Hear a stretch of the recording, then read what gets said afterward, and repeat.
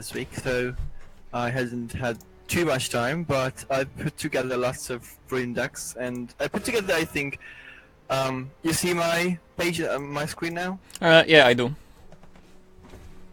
Okay, so these 9 decks are, I think, pretty good, except for the Queen Chief deck. That's the meme deck with Lucifer, Israfil, D-Shift, and Queen. Well, I wouldn't call it such a meme deck, progress. because I think that deck got the potential, but players still have to discover the proper build, because the deck is really good. I mean, if you hit turn 10, then you're gonna win. Yeah, obviously, but so that's the only deck out of these 9 that's still in work in progress, and I want to go through all 9 just to take a look at them, and we can talk about them a bit. These other ones are the experimental ones. I've tried to put together a D-Shift. I mean, it wasn't that easy, or it wasn't that hard. The Vania deck, and the other one is the regular aggro. I think that's okay too. The Forest deck is just there. I don't think Forest has any potential. Maybe PTP, actually. I was thinking of PTP Forest making a comeback.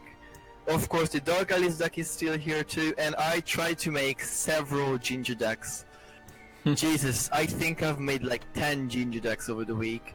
I've tried with Neutral Engine, I've tried with Neutral Control, I've tried with ER, but I've tried the mid-range version and I've tried a control version too. I think the control ER version is still the best. I had a 4-win streak with that.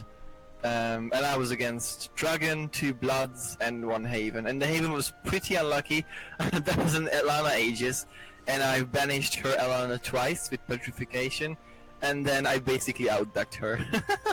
The last I mean, she ran 1 Aegis, like, backup plan, and that was the last card she drew, and she couldn't kill me, obviously, so she died to fatigue next time.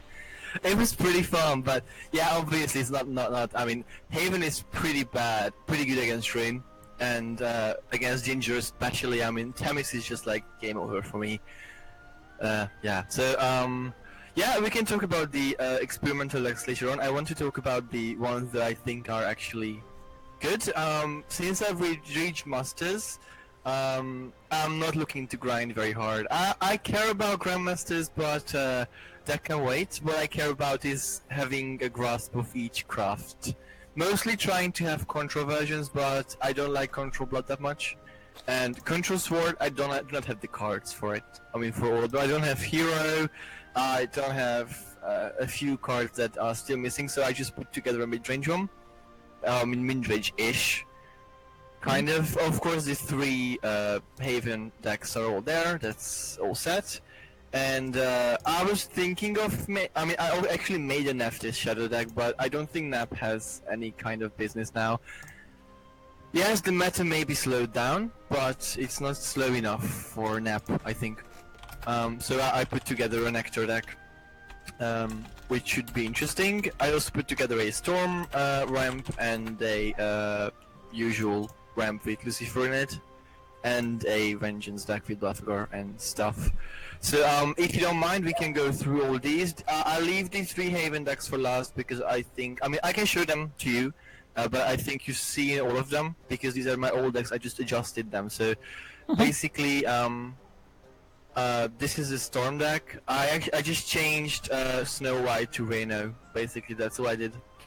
Nothing else. And I took out Tina for Cudgel. I haven't met like any neutral decks. I met some obvious, like a few, but those were like neutral Forest trying to do something, and one really sad neutral Haven. Yeah. So I don't think neutral decks are used now, and not because neutral is bad. I'm actually surprised. Neutral is not bad at all, just because like neutral blood is like got nerfed. I think neutral Haven, other neutral decks are still good, just people somehow forgot about that, so I put back Cudgel. Basically, that's all the adjustments I've made. So what do you think of Reno as replacements for Snow White? I was thinking of either Reno or Miss Shaman.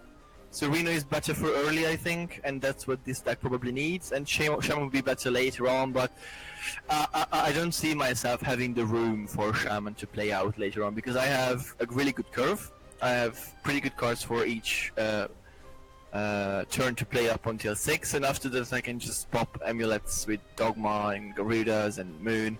So I don't think Miss Shaman really has a relevance here. Probably Miss Shaman paired up with Moon or Mirage would be fun, but I don't know, I just felt like Reno is a good choice. I ran Reno in TOTG2 before Snow White came out, so this is basically my TOTG deck. Obviously T-Time was not in it, and Disciple either, but other than that. So what do you think about this Stormhaven deck? Well, I think the Storm is fine, Reno. and Blackswing Reno is a really fine replacement because it brings damage. The downside of not having the Snow White makes the Heavenly Hunt a little bit weaker, because that was like the superb synergy that Snow White bring to the deck. But the Blackswing is 2 and 2, she can trade evenly. And for the Priest of the Cudgel, instead of Tina, I think it's like not that people forgot about neutrals, but there is a lot of shadows currently on the ladder. Shadow is probably one of the best decks after Drench, so being able to banish some of their Death Gasp, Blast Gasp, Death Rattle, whatever effects when they die is really good. So banishing them is always a cool story. For the Grimnir nerf, that's the sad part, because right now he doesn't deal damage to the face, so even if in this deck he's still a little bit weaker. But as a 3 mana to 3 with ward, it's still a good one. And yeah, also I only took out Snow White because I don't feel like Snow White is good enough for Storm. I kept her in my other decks, but I took her out of Storm because I don't know. I don't want her to just trade without anything. When she trades, she at least deals 1 damage to face, so... yeah, she does. Yeah, and Reno's Evo is very good too. I mean, that's another damage, and then she removes another one, and then that's another damage to face. So, I like Reno. Yeah, she's fine. Also, going back to what you said about the Ginger deck, I don't know if you saw the decks from the NGA, but one of the top 4 made it out with the Ginger Runcraft, apparently. Alright, then we're gonna get to Ginger soon, so I want to talk about Ginger too. I know we have 2 hours, but let's try to fit in as many decks as we could, because I need your opinion on them. Yeah, sure, no problem. And yeah, so the Storm deck is fine this way, you say?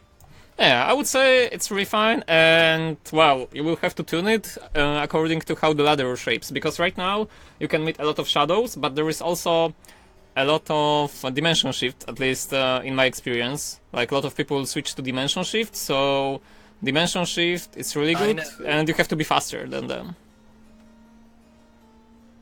What should I change? I mean, should I take out Hound and put in something else, maybe? Well, right now, I don't know what can be changed. I think the card that can make the deck faster is the Beardkeep Disciple, but that's only if the dimension shift becomes too relevant. Right now, we'll see how the meta shapes up, so probably 1 week or so, and then you can make adjustment according to what decks you meet on ladder. So the adjustment would be Hounds out and 1 more Cudgel and 2 more Disciples. I would say you can keep Hans in, because versus Dimension Shift it's still 2 mana, 2 and 2, which is good. But you can think about something like a 3-drop, more aggressive than Grimnir. So the Sister Initiate, I believe that was her name, the one that removes the counter. So you can play Aria on 2 and then the Sister, so to place a body on the board and to remove a counter, so make it faster.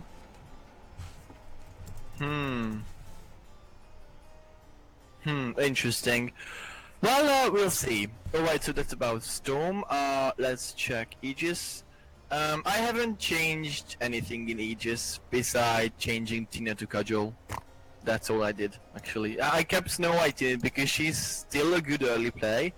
I kept 1 Neoise in, just, I don't know, for Aegis mirrors. I know that cards that are one-off is not a good idea, but I didn't really know what to put in. I could put in a 3rd Dogma maybe, or a 3rd Judge. I'm not sure what else I could put in as a 3rd. So, what do you think? Well, now this is fine, and according to how the meta shapes, if there is a lot of forest, because forest right now, I wouldn't say it's weak because it didn't get any card nerf. Like anything that was played in combo forest, the roach one, is still the same, so they didn't touch it. Like the Grim Mirror nerf doesn't affect it, and it can still deal like 18 damage on the turn 7 and OTK you on the turn 8. So on that one, the noise is really something that can prevent, like, make him one turn slower. Maybe you will need this additional turn to survive versus forest, but once again, that's only if forest becomes relevant in the meta. Okay, so otherwise this is good this way. Yeah, it's fine. I mean, the Grimnir nerf always hurts, so the deck got slower, but overall the Haven is still one of the best decks, thanks to all of the control pieces. Yeah. Well, I don't think I will be playing too much Haven now because I want to get into every other craft just to have a feel of them. I think I already understand Haven well enough. Of course, not mastered Haven, obviously, but I need to have feet in each craft so I can fight with them better. And the last one is the Seraph, obviously. Yeah, so basically this is the Seraph deck. I didn't change anything again besides changing Tina to Cudgel. I left the Snow White in, and oh yeah, I took out one Sister Initiate for one Altered Fate. Oh, Altered Fate, that's really interesting. Yeah, I used to run it back in the day, but somehow I don't know. I at one point I switched it out for some reason, but I remember that it felt good. I mean, if you think about it, on turn 9, I will still have enough mana to play out Altered Fate and 3 CDRs. Yeah, so if I get like a Dogma or 2 player, that's still going to be okay. No, that's not going to be okay. Then yeah, on turn 9 is going to be fine. Yeah, so it's going to be just exactly 9 mana. Well, you just have to draw them, but if you do, then it's okay. Yeah, it's just a one-off, you know, just like a failsafe. And I left the Snow White in obviously for the same reason, because it's still, I think it's still good. Also, I'm not running Tea Time anymore. I used to have Tea Time in it at the beginning of Wonderlands, but I changed it to Radiance Angel because while Tea Time is a good turn 5 play, I found myself needing the card draw and the heal a lot more. And also, yeah, Radiance Angel most of the time can remove one body to it Evo. Yep, that's true, and also it's better for the Priestess, so it's less random. So you have higher chance of putting down Seraph from her. Yeah, so the only downside to this deck that I do not run Aria in it, and that was a really hard choice to me because Aria is like the best 2-drop again. Like, since the nerf of Snow White, Aria is again the best 2-drop. But it would really mess up Prison Priestess, and I just don't see the reason why should I do that. Yeah, I know, so what do you think of that? Is it okay not to run Aria in Seraph? Well, Aria gives you much needed early game presence, so if you do not run Aria, then you are reliant on getting the Snow White or Heavenly Hand on turn 2 in some matchups where you need Treasure or Blackened Scripture, and Biscal Aria allows you to win by damage, because the Tiger and the Falcon are sometimes enough to bring back the board presence, so by not running them, you are reliant on good draws, because if you do not get any good draw, like turn 3, turn 4, or Lack of Evo or something, then you will not be able to bring down the board. Like, the strength of Aria is that the Falcon got Storm, so it can remove something right off the bat, and then you can evolve Tiger, so you can remove 2 targets of the board as soon as turn 4 or turn 5, if you are lucky or running Dogma. Also, Biscal Aria have really good synergy with Dogma, so in some matchups when you want to apply pressure, like if you are going into the Seraph Mirror and you are going second, you are never gonna win Seraph Mirror going second if you do not get Aria and damages. So that's like the ability when you head into the Mirror matchup, but Mirror, most of the time, it's still like the player going first, gonna slam down the Seraph and win turn 9. Like, no exception, 99% of the times. So by removing the area, you are lowering some of the matchups, while I don't know how to say it. Your percentage of consistency in other goes up. Yeah, I guess that's it. So do you think it's a good choice, or should I put back Arya? I think it's not a good choice, but on the other hand, the meta is still fresh. So depending how many different decks, how many different archetypes, and what other decks you're gonna meet, maybe that's the correct choice. Like in this game plan, you are reliant on going off Seraph, like always.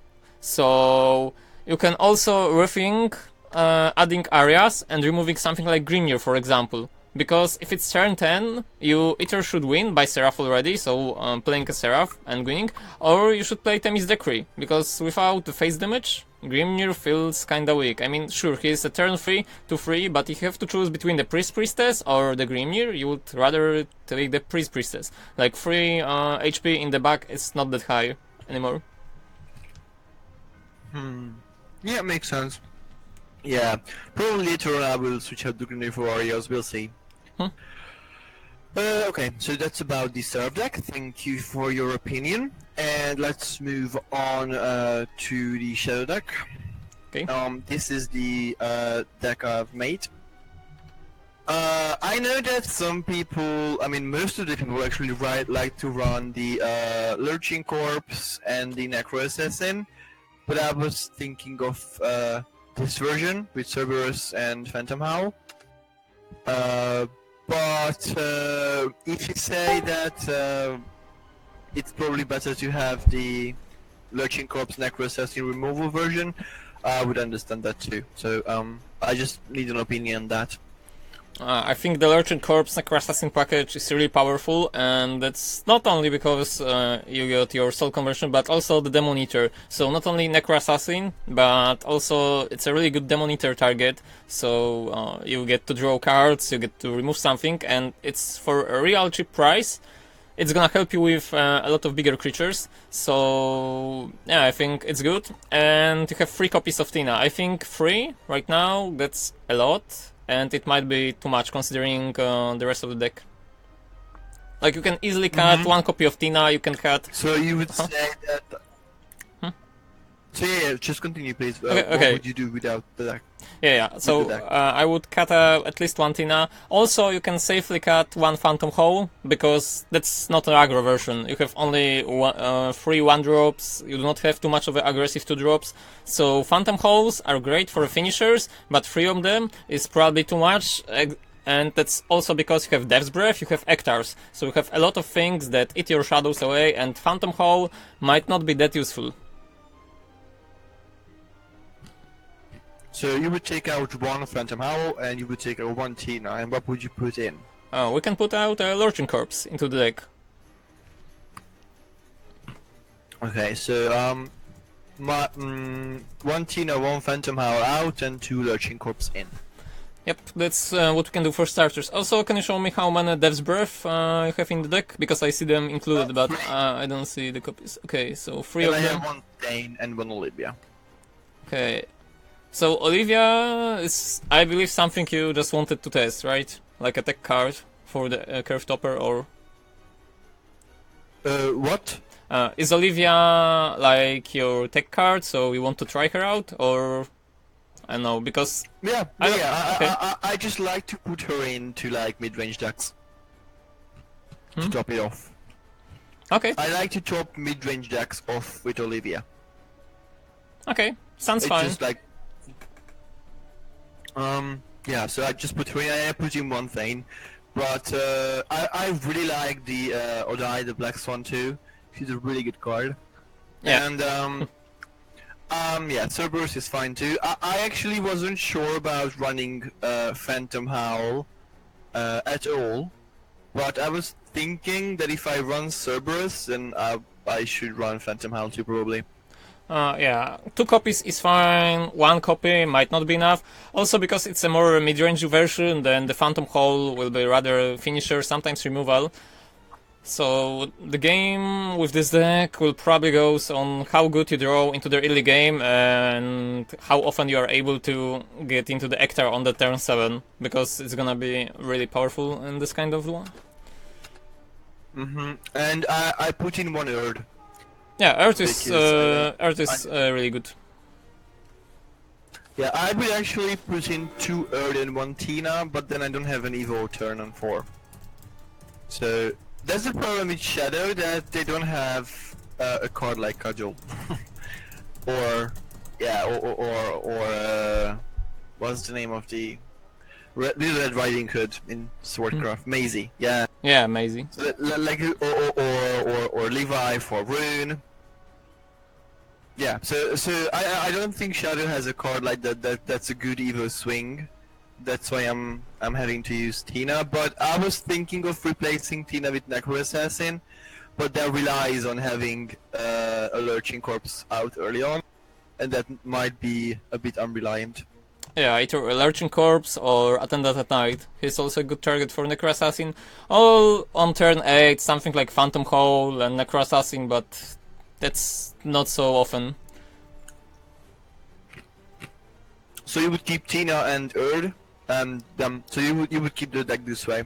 Yeah, as right now, I would keep it this way, and then you can just test it on ladder. If it performs well, then it's fine. If it doesn't perform well, because people will also come with their own ideas after the meta shift, so we can just test it out later on. Okay, so this is fine then. My mid-range playstyle is not that good yet, but I'm trying. I'm gonna get into it as well, so it's gonna be fine, I think. So let's move on to the sword mid-range. Okay. This is what I have for sword. This one is an Olivia too. I put in 1 Roland. I used it was originally in against Abyss, and now I'm not really sure if I should keep Roland in the deck. So yeah, I haven't really adjusted anything on this deck. Basically, it's still the same as I had it in pre-nerf. Because I do not play like too much sword, so this is basically only used for like daily. But still, I want to have experience with sword too, even though I'm not really fond of the class. But I think playing it a few amount, or actually a good amount, would help me understand it better, and so I can like tech my own decks against it better later on. Okay, so right now, currently, with this deck, there is some problems with the version, because after the nerfs, the Grimnir in this deck was used mainly to deal 4 damage as a finisher after Albert. Right now, after the nerf, I wouldn't run Albert in this kind of deck, so I would totally cut him out. Albert? Yeah, not Albert, sorry, Grimnir. Yeah, I meant Grimnir. Oh yeah, okay, you scared me. Yeah, never cut Albert, he's too good. So Grimnir doesn't deal damage to face anymore, and that's really a pity. So he's not able to provide enough damage like he was before. And of course you can bring the Luminous Mages. They are awesome, and then you can cut up Olivia. So when you have Luminous Mage, you do not have to run Olivia, because you will have enough evolution points. Also have some commanders that will fit just nice, like Albert. I believe the White Ridge Swordsman is also a commander, and Roland is a commander too. No, it's an officer. Oh, it's officer, okay. White Ridge is an officer, but Roland is a commander, yes. Yeah, Roland's commander. Also, the other part of Luminous Mage, so Luminous Knight, works really good with the Council of Card Knights, with the Alvidas command. So the more creatures you have on the board, the more buffs your creatures will receive. So I would totally add up Luminous Mage. And instead of Olivia, you can bring another Fangblade Slayer, just for finishing damage. Also, it's gonna work like removal versus some decks. So you don't think that 3 White Ridges are needed? No, I think Grimnirs are not needed. White Ridge is fine, but Grimnir isn't good, so I would cut Grimnir and put up 3 of the Luminous Mages, and then you can cut up Olivia and get a Fangblade Slayer. Ooh, I only have 1. Okay, so do you have any other card that we can sub in? Let's see. Well, because you have a lot of commanders and your mana curve have only 3 drops, we can check out for the 3 drops. Maybe there is some interesting 3 drop that we can put. Yeah, maybe there is one that we can put in. There is no Goblin Mage anymore. Not Goblin Mage, the Goblin Leader. What do you think of Blitz Lancer? Or is that too control swordish? The Blitz Lancer was 3 mana, free to rush, if I recall correctly. I don't think it's that good. Not good? I wouldn't say so. You have White Paladin, and White Paladin is a commander, if I recall correctly. So we can use this one. She is.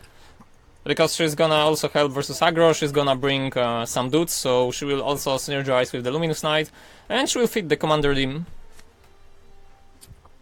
So 1 White Paladin? Yeah, you can bring 1 White Paladin, and we can see how it goes. Because her evolution is really good, okay, so... also... Sure, go ahead. Well, yeah. That's true. I was also thinking of Momo instead, because she can... I mean, yeah, she's not technically a 3-drop, because you don't really use it on turn 3, but she could remove stuff later on. But I didn't say it now because you said that I needed 3-drop, so probably Paladin is still a better choice. The Yankogre Hunter, but you have a lot of removals already, so I don't think she's good. Yeah.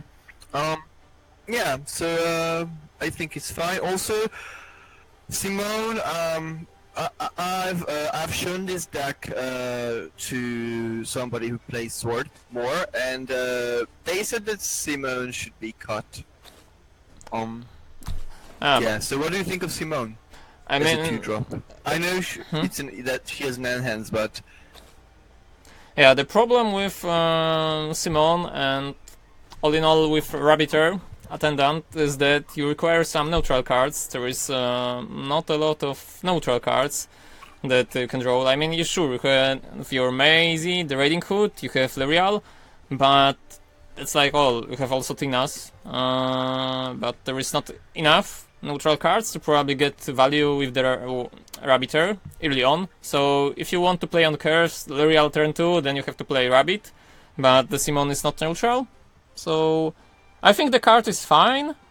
A worst case scenario is 2 mana 2 and 2. If the meta is too aggressive, you can swap Simone for 2 mana 2/2 with guard. So it was Veteran Lancer, if I recall correctly. Yeah, the one. Yes, it's Veteran Lancer. Yeah, so Veteran Lancer. So that's okay. As for the Shield of Flame, there were also versions that were testing the Angel. I forgot her name. The 4 mana 1/3 with stealth. And the one... Ephemera. Yeah, Ephemeral Angel. So she's neutral. That's Ephemera. Okay, Ephemera. So she's neutral, she got stealth, so she's good with the Shield of Flame, and also she helps with a lot of traits on your units. So when you have multiple units, she is better. But I don't think you have slot. I mean, if you would to put her, that would be instead of Dance of Death, for example. But because I don't know if Dance of Death is needed with so many 5-drops at the moment. Dance of Death should be a Tsubaki, because Dragon is rising again. But I don't have Tsubakis yet. If I had Tsubaki, I would put in Tsubaki. Yeah, if you had then Tsubaki would be fine. Just budget Tsubaki now. Okay, I get it. But you have your Shield of Flame then, which would deal 6 damage. That's enough to bring down most of targets. I mean most, maybe not all of them. Yeah, if I had Tsubaki, sadly, but I don't. Yeah, I get it, but I think you can still cut it because your curve had a lot of 5-drops. So as you can see, you got 13 5-drops, while on 3 and 4 you are really lacking power. So if you lower your curve, so cut the Dance of Death and then put the Angel, then not only that it will help you with the Shield of Flame, but also it will help you with mana curve and with neutrals, because Rabbit and Air Attendant can draw a card out of her. So I think Yeah, it I will was be a good actually choice. thinking of ditching Rabbiteer Attendant because there are not many neutrals, but then I thought that, yeah, well, what you said, Lyriol is a good neutral, Synergy with Rabbit, and the Card Knights are good too. Like that's, if I drop them on like turn 8, I get like 3 cards again. Huh. So that's why I kept it, but Yeah, I know, also, she is good as a follow-up, but if you want to use her only for the Council of Card Knights, then, well, it's not that good. Well, like I said, the Dance of Death, because you got White Witch Swordsman, who can kill any creature, he also fulfills the role of killing something, like Dance of Death. I think the Angel would be a good choice instead of Death. I mean, we can test it out, so we'll see how it goes and how it performs. But, like I said, she gives you, like, 3 synergies. One will be getting your mana curve better, second would be Shield of Flame, and the third would be the neutral synergy. Also, you get some punching power with your creatures because they will get +1, so it makes your trades easier. I was also thinking of now that you said that Dance of Death probably should be cut because White Ridge is fine. That I could put in 2 more White Paladins instead, so I can have a better turn 3. You can do it like this. But then if you remove White Ridges and put White Paladins, of course it's better with the Luminous Mage, but then you are losing some power on the creatures that can kill creatures. So he got Bane, he's fine. If you had Fangblade Slayers, like more of them, then maybe. But other than that, to remove something big, you require Bane, and the Council of Card Knights require Evolution to give creature Bane. Yeah, So I meant to remove the Dance of Death for White Paladins. okay, so do it in this way. It's fine, but it still doesn't help you with your mana curve on 4, and the Shield of Flame still have no targets to deal 6 damage. Yeah, so basically Tsubaki would be the best one, actually. Yeah, Tsubaki would be this. But I think you can do it twice. So, because there is not a lot of neutral cards, you can remove 1 Rabbiteer Attendant and instead add 2nd White Paladin, so you would split them for 2 and 2, and Dance of Death for Angels. And Dance for Ephemeras, right? Yep.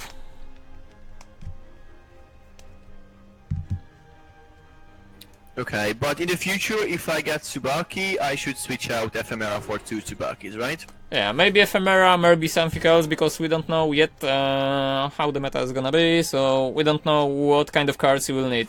Because if there is aggro decks, or Dimension Shift decks, or something that Tsubaki doesn't kill, then you will want to go into more aggressive versions, so maybe Novice Troopers, like they played before, or Quick Bladers, maybe Faster Sword. Right now, it should be fine. Okay, do you wanna try again with this one? Sure, we can go. Yeah, because I think Swordcraft is the class that I have the least experience in. So it would be okay if you just went 1 match with it, and then we can move on to the other decks. Okay, so let's go.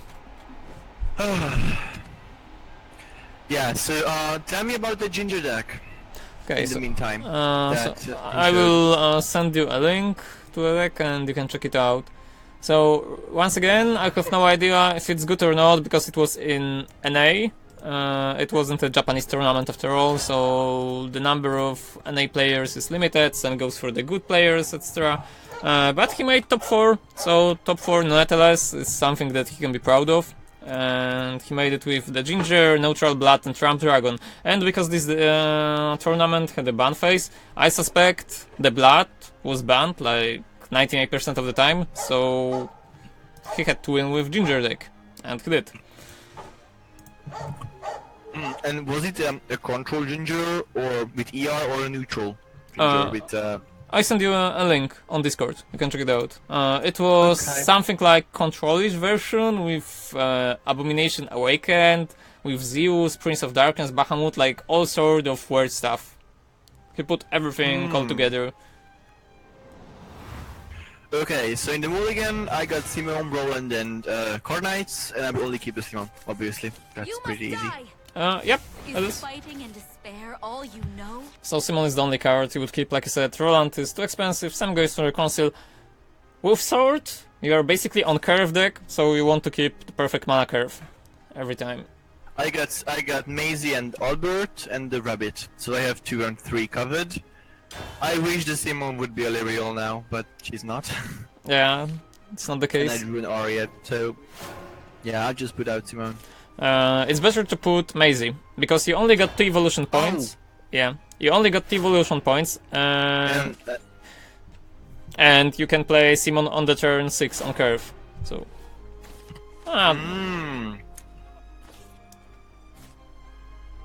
because right now Simon is at 2 and 2, and Maisie requires something neutral on board, and you have no neutral cards in your hand, so it will require you to draw some. I mean, you got Ariad, but Ariad and Maisie is 9 mana combo, so that's not the case right now. So Maisie would just help you to get the aggro down. Yeah, I see. Yeah, I see. So on turn 3, I'll play out the Attendant. Yeah, just play Attendant on curve. There is no reason to break your curve right now. But like I said, when you have only 2 evolutions, always consider that if you do not draw a Luminous Mage, you want to have 1 evolution for Albert, so turn 9, to make a finisher, and 1 of the evolutions you want to keep for something like Alvida's Command or Council of Card Knights, the card that will give you advantage on the board and won't destroy your creature. When you have 3 evolutions, then Maisie becomes better. Okay. Yeah, sorry, just I had to like make a move. If you see the board, I drew a White Ridge. Yeah, I see. Yeah, so I can't get rid of the Grimnir without having everything destroyed, and I don't have Evo yet. So, what would you do? Would you just put out the Tina? Yes, just put out the Tina on the board. Or... what? Just put out the Tina on the board. And don't do anything. Yeah, do not trade into Grimnir, the trade will be inefficient. Also, he's the one who is gonna do the trade after all.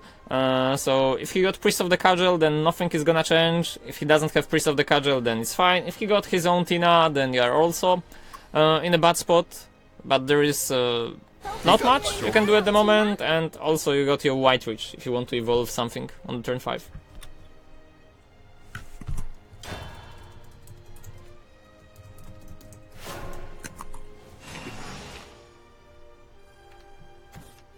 Evil deeds end now. Sugar Flame. So I can put out White Ridge now. Okay, so I see he had Cudgel and he trade. At least it was Yeah. Lucius, I'm sorry.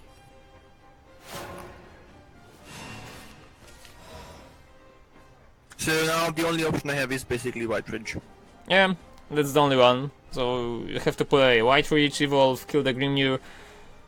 So right now it's not looking that good, but it's also not looking so terrible.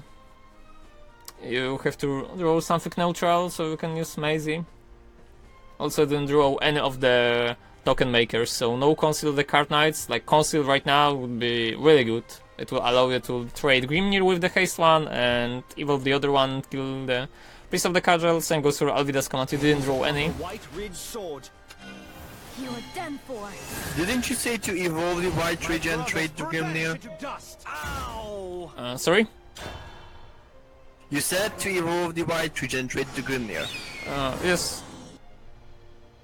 Okay, then I remember correctly. Okay, I drew a Luminous. And my White Ridge got removed by Tribunal. Yeah, I see. So, probably Luminous would be the best choice now. Yes, Luminous would be good.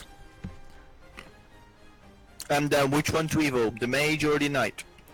Okay, so if you evolve Knight, with any of them, you're willing to trade the Tiger right now, because Tiger still can be evolved, and the Priest of the Cudgel also got 4 attack but only 2 in defense. So if you evolve the Luminous Mage, then both of the creatures will survive, and both of them will be able to trade your opponent's creature. So it's better to evolve the Luminous Mage and leave the Knight as a 2-1, because Knight would just die to the Priest of the Cudgel, while with Luminous Mage you can trade the Tiger. So it's better to trade the Tiger. Yeah. Done.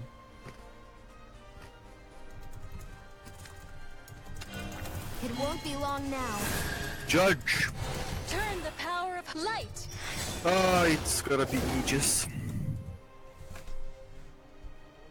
Yeah, I'm sure it's Aegis or Seraph, but if it's Seraph, then she must be lucky to. I don't think it's Seraph. It's probably Aegis. At least it looks like it.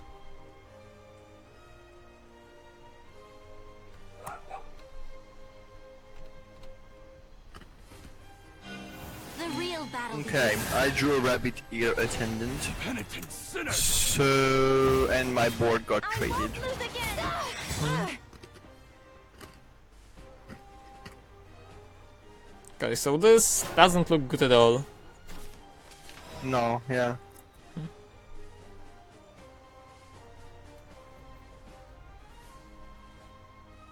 I mean, the best you can do is probably play Albert, Evolve, trade Judge, then Shield of Flame on the 4-2. Should have flamed it. Yeah, but he's still gonna attack you with the Falcon, so, well, trade into Albert.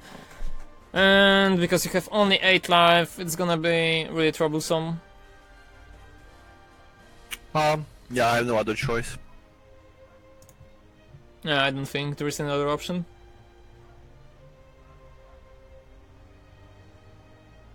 Because Ariet cannot do anything, same goes for the Rabbiter, Attendant and Maisie, so both of them are accomplishing nothing at all on the board. Sky Knights, prepare for battle.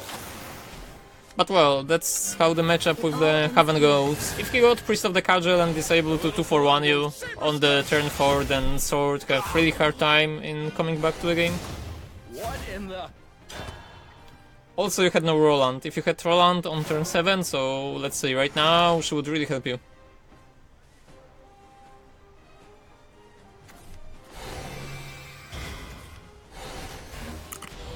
Yeah, I'm dead. Sadly. Yeah, looks like it. There is no way out of this. Yeah, I drew a paladin. Let us conclude. That won't stop him.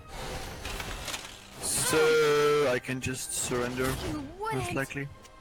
Yeah, there is no point in playing this out because we can see you already lost. Like if you had the White Paladin and the Luminous Mage and then got lucky with the Tribunal, then maybe you could protect yourself, but without it, it's impossible.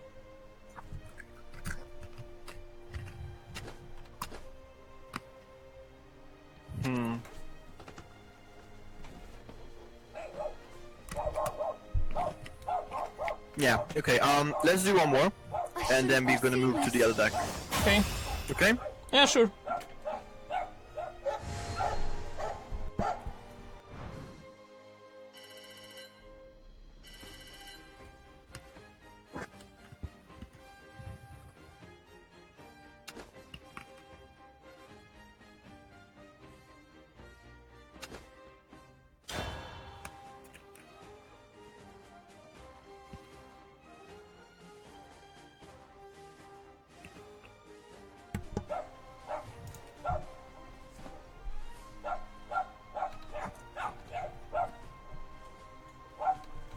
Okay, so all in all, with this deck, you just want to prey on combo decks because you are gonna be faster. The combo decks wants to prey on control, and then the control will have an easy time versus you.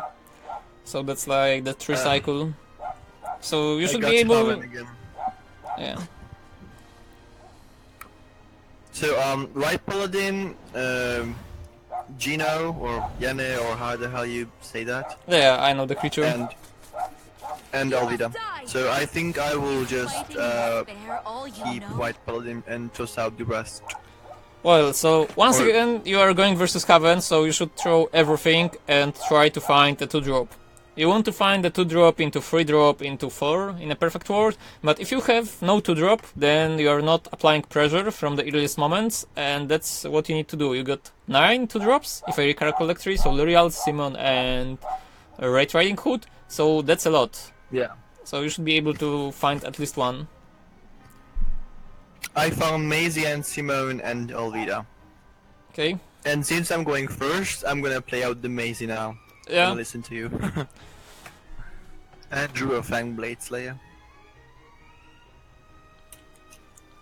I mean, the thing with Haven is you are not in the good spot when you have more evolutions. I mean, going first is fine, but your version is not the most aggressive one, so you are more of a mid-range, control-ish instead of aggro. So it might be really hard when he drops Tina or Priest of the Cudgel, because both of them accomplish the same goal, can kill 2 creatures on turn 4, on Evo turn. On the contrary, if you would play versus Dimension Shift, then you would pulverize him before he deals anything, so... Yeah, so you would play out Maisie now, or one of the Simones, since I got 2 Simones anyway. Because right now you got 2 Simons, you can play one of the Simons, you can save the Maisie, but if you only had 1 Simon, then Maisie would be better play. Maisie. Yeah. Yeah, because you want to play on curve, and as we can see, you got Alvida, and no 7-drop, and Fang Blade. So on turn 7 you can easily drop another 6-drop. It will not prevent you on curving in a good spot. So it is... Sorry? It is Neutral Haven, he played Owlcat. Oh, okay, that's interesting.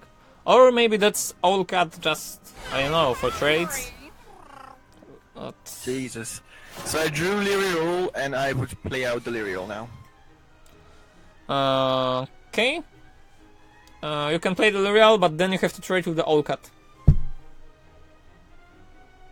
And the reason... Yeah, so I put out Lyrial, and then trade Owlcat with the Simon. Yep, and the reason you trade is that the L'Oreal is neutral, so if she sticks to the board somehow, then you can use your Rabbit Attendant, or if you draw it, or Maisie on the turn 5. While if you trade into the L'Oreal, then obviously you are not getting any value on Evo or anything. Or there is other option, you can just go all in and play another Simon, and then you would hope that you can draw neutral card or something for turn 4. Because lacking turn 4 can really kill you, while turn 5 you can play Maisie and the L'Oreal. But it's still probably better to just play L'Oreal and do not hope for lack of draws, so just play what you have. Yeah, so my board got traded, he scriptured the Lyrial, and I drew another Alvida, so I do not have a real turn 4 play besides putting out Maisie and Simone. But then I can waste Simone because I have Alvidas for turn 6.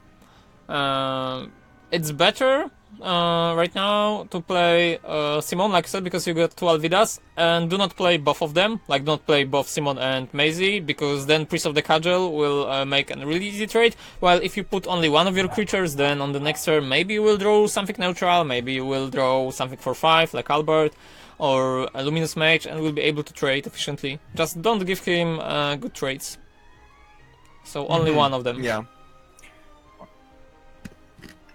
Okay, Simon was played out, and he played Alice.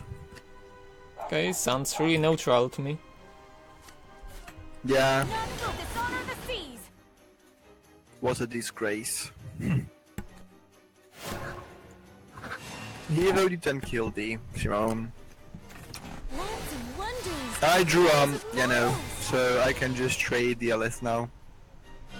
Yeah, even though you're gonna waste the ability of Yeno to produce soldiers, it's still good to trade.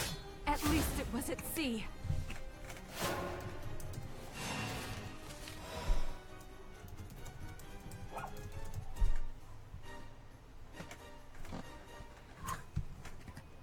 Because if you do not remove her from the board, then it's gonna be bad.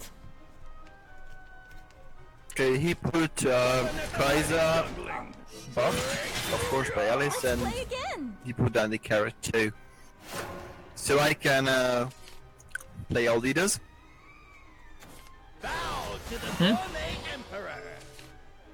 Right? Yeah, sure.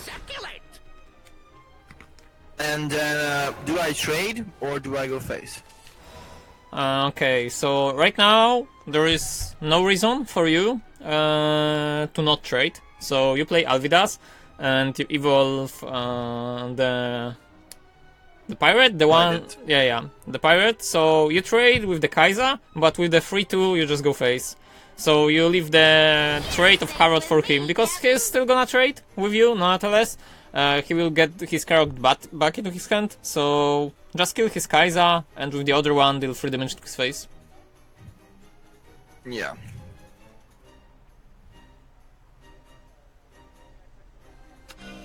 You're done for. Away with ye, skirt. I'll be taking your life. Yeah, he traded the carrot, he put it back, and he puts another Alice. Oh, well, double Alice feels really bad. Also, they didn't nerf Alice, which was kinda unexpected, but nerf to the Goblin leader was probably enough to at least lower the win ratio of the neutral decks. Lands of wonders, lands of marvels. Okay, actually good. I drew Ephemera, so I can put out Ephemera and combo it with Maisie. And then I can get rid of both of them. I failed you, my Yeah, if you are able to, just do so.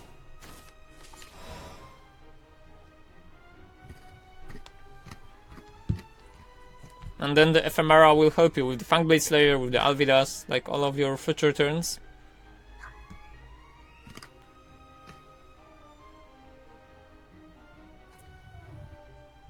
And yeah, I have to trade the Alice and kill the Alice and trade the. Was the best.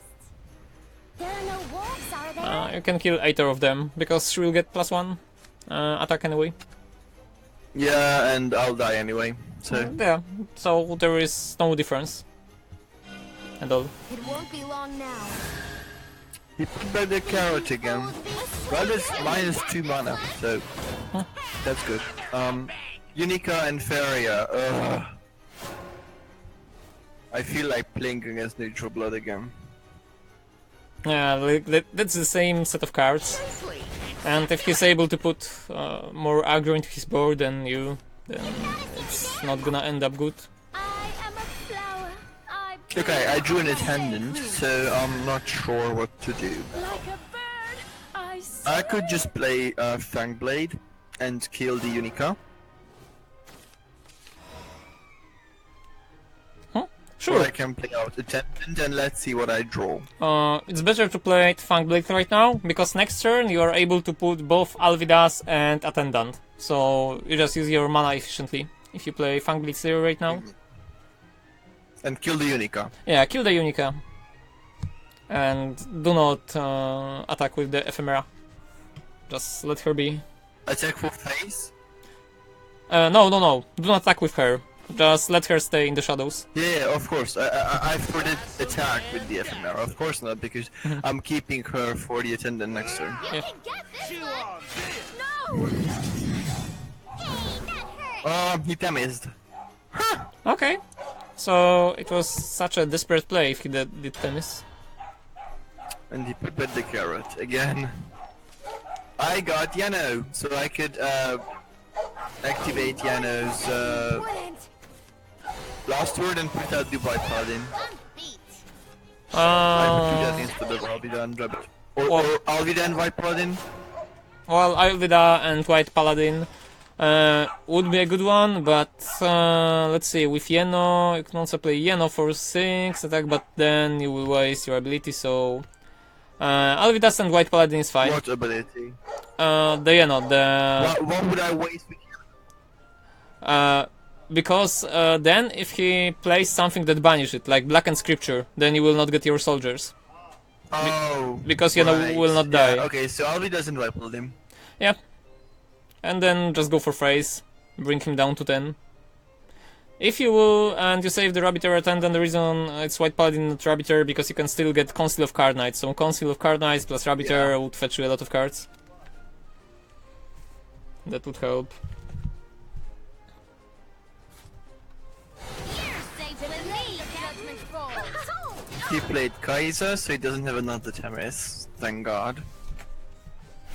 And the other carrot, and an Alice maybe? No. He traded my White Paladin with the carrot and put back the carrot again. What the hell does he have in his hand? I got the Council! Oh well, that sounds like really lucky top deck. Yeah, but I have to kill the Viking, so I can put out the Council and the Attendant. Well, So I will kill... wait, you do not have to. What? You do not have to play a Council and Attendant right now, because you do not want to waste damage. So instead, I mean, sure, we already established that he can use Black and Scripture, but if he had Black and Scripture, he would totally use it now, because he had 2 mana. So you can just safely play Yeno, trade the Kai'Sa, and just go 5 into his face. Okay. Because Wow, if you yeah. trade with well- sure, go ahead. No, just finish, don't I say. It doesn't matter. Just finish what you said. Okay, so I wanted to say that if you would trade and then put the Council and the Rabbit Air, sure, you would gain like +3 cards, but you would also lose 3 damage. And you do not want to lose damage versus Haven, like never ever. Also, another thing is that he have to use both carrots to trade your Pirate. So, I got should Grimnir. be safe. So we play Grimnir. I have 2 knights left, thankfully for Yano. So, yep. I'm not sure. Yeah, he went for face with the 2 carrots. Okay. At your service. So I drew an Albert. So, that's... I wish I had an Evo now. Well, that's really tricky, but you can still use your Albert to kill Grimnir and then deal 2 damage into his face, so he's on 3. It's still fine. Okay.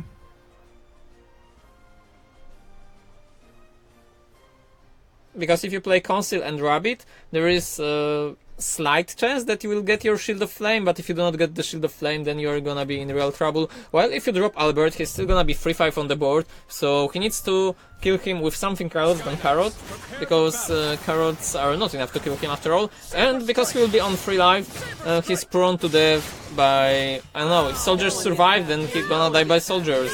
If you get another Alvida's command, the first copy, he's gonna die by that, so... He had another Grimnir. Oh. Okay, that sounds nasty. He traded one of the carrots. So I'm on 7 damage and he still has 2, 3 and 2 on board. I get a Luminous Mage. So I can play out Luminous and Attendant and trade Grimnir and go for face for 1 damage with the part of the card knights. I mean, you can play What do you Luminous. think? You can play Luminous and Conceal, but if you evolve your Luminous Knight, then you can deal 2 damage into his face. Or you can even trade the carrot if you want to. Ah, so I should do this but evolve the Luminous Knight. Yeah. Because then you are dealing 1 more damage, which is gonna help. Like, if you deal 2 damage into his face, let's say he vibes your board somehow and then heals. I know there is no card that can do both at the same time, but let's just assume this. Then you will have little with Albert, while if you do not do this, then it's gonna be hard. My sword brings Her Royal hope. Majesty is impatient. It all ends here. Shining Paladin. Yeah, probably he's gonna have another Thomas. No, it's a judge. What the hell is this deck? Well, Is it neutral Seraph or something? yeah, Looks looks neutral, like I guess. neutral something, but his deck is probably not good to a situation like this. Like, if he does not have Themis right now, then, well, you only require 1 soldier or 1 club knight to survive to win the game. Ah, yeah, he conceded.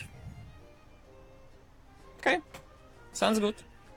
Okay, I get this deck somehow, so it's still going to be good for dailies, and I'll just play this a bit more too for the rest of the week and see where it The goes. pleasure was all So mine. we can move on to the next deck, Okay, if you don't mind.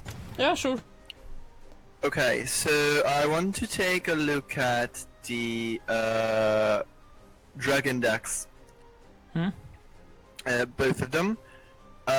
Which one do you think would be better, the regular ramp or the storm ramp? I'll show you the regular ramp first, Okay, because I like this one more. And I'm not sure about having Ayala, because lots of people say that Ayala is not good, she's not worth it, because Haven sucks and Haven can banish it, and now it's not really worth it to play Ayala. And I should just play something else instead. okay, so let me But I see the still list. run 2 Ayalas. Okay, I see. So in my opinion, Ayala is not bad. She's still fine because as long as you are not faced with Haven and he doesn't have the blackened scripture, she's still gonna be fine. But I dislike the Mushusu. I would prefer the Dragon Summoner instead of it. Really? Why? Yeah, that's because then you are like guaranteed to either get Ayala or Sibyl. So turn 2, you are fetching either your turn 3 or turn 5. While Mushusu, sure, he can deal with some early threats, but same goes for the Blazing Breath. You have no expensive Dragoncraft followers, that's why you will always get either Ayala or Sibyl. So these are the cards that are really important to get them on curve. So you won't play Ayala turn 3 like most of the time, Sibyl turn 5 also most of the time, unless you ramp early on, but that's not the case. Yeah, I just like Mushushu because he's really good versus Snow White. That's really funny, actually. And I don't know, he just like puts a bit of a threat on board that they want to remove. Like they always want to remove him instantly for some reason, even though he's like not even Evo turn yet. But yeah, I get the Dragon Summoner, and yeah, I'll just put that back in, and I'll see. Okay, also, I wouldn't run... Okay, let me finish. I wouldn't run 3 of them, like 2 of them is enough. And then you can put... wait a second, can you show me the curve? Like the end curve on your deck? I want to see the exact numbers of the expensive cards.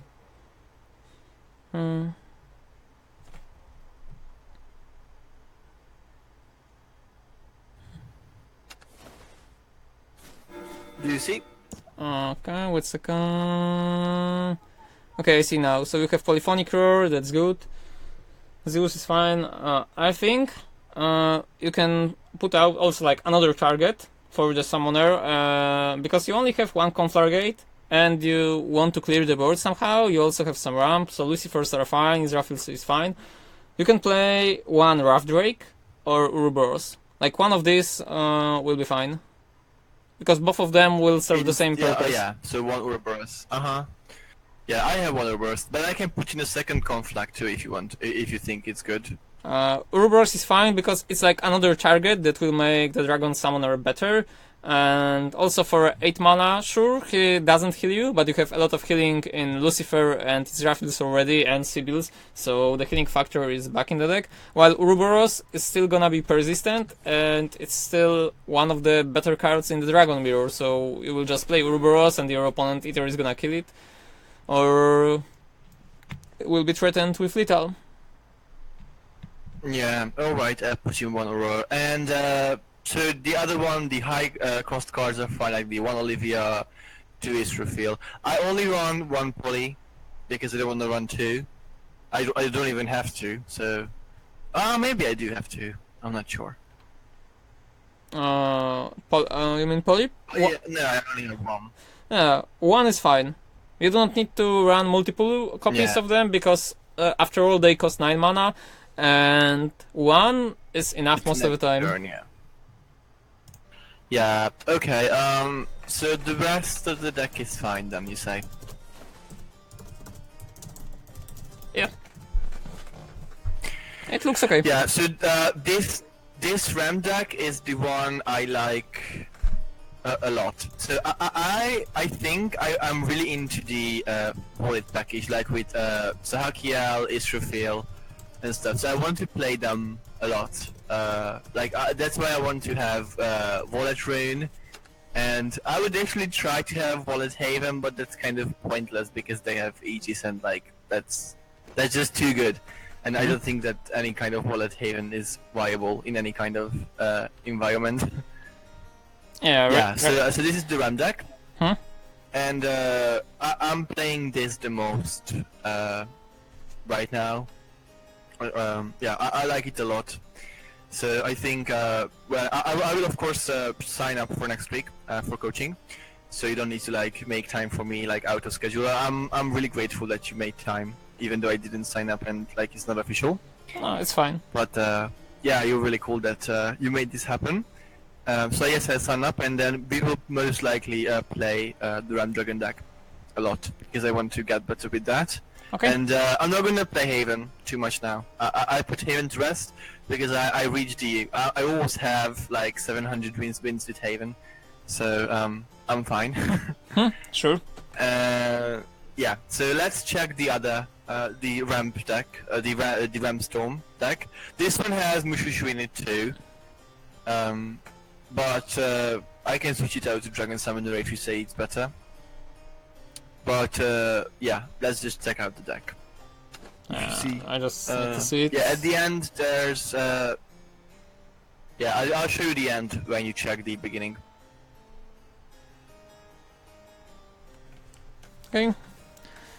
You see, so Yeah, so it looks fine, and Mushusu in this one makes much more sense because you're aiming to win by damage, while in the RAM version you are aiming to take control of the board. So he's fine. Yeah, at the end there's the Dreadsea and the 2 Genesis Dragons, 3 Rams and 2 Zeuses. Huh. And obviously the dream combo would be having a Genesis Dragon and Queen of the Dreadsea and an Erd in hand at the end.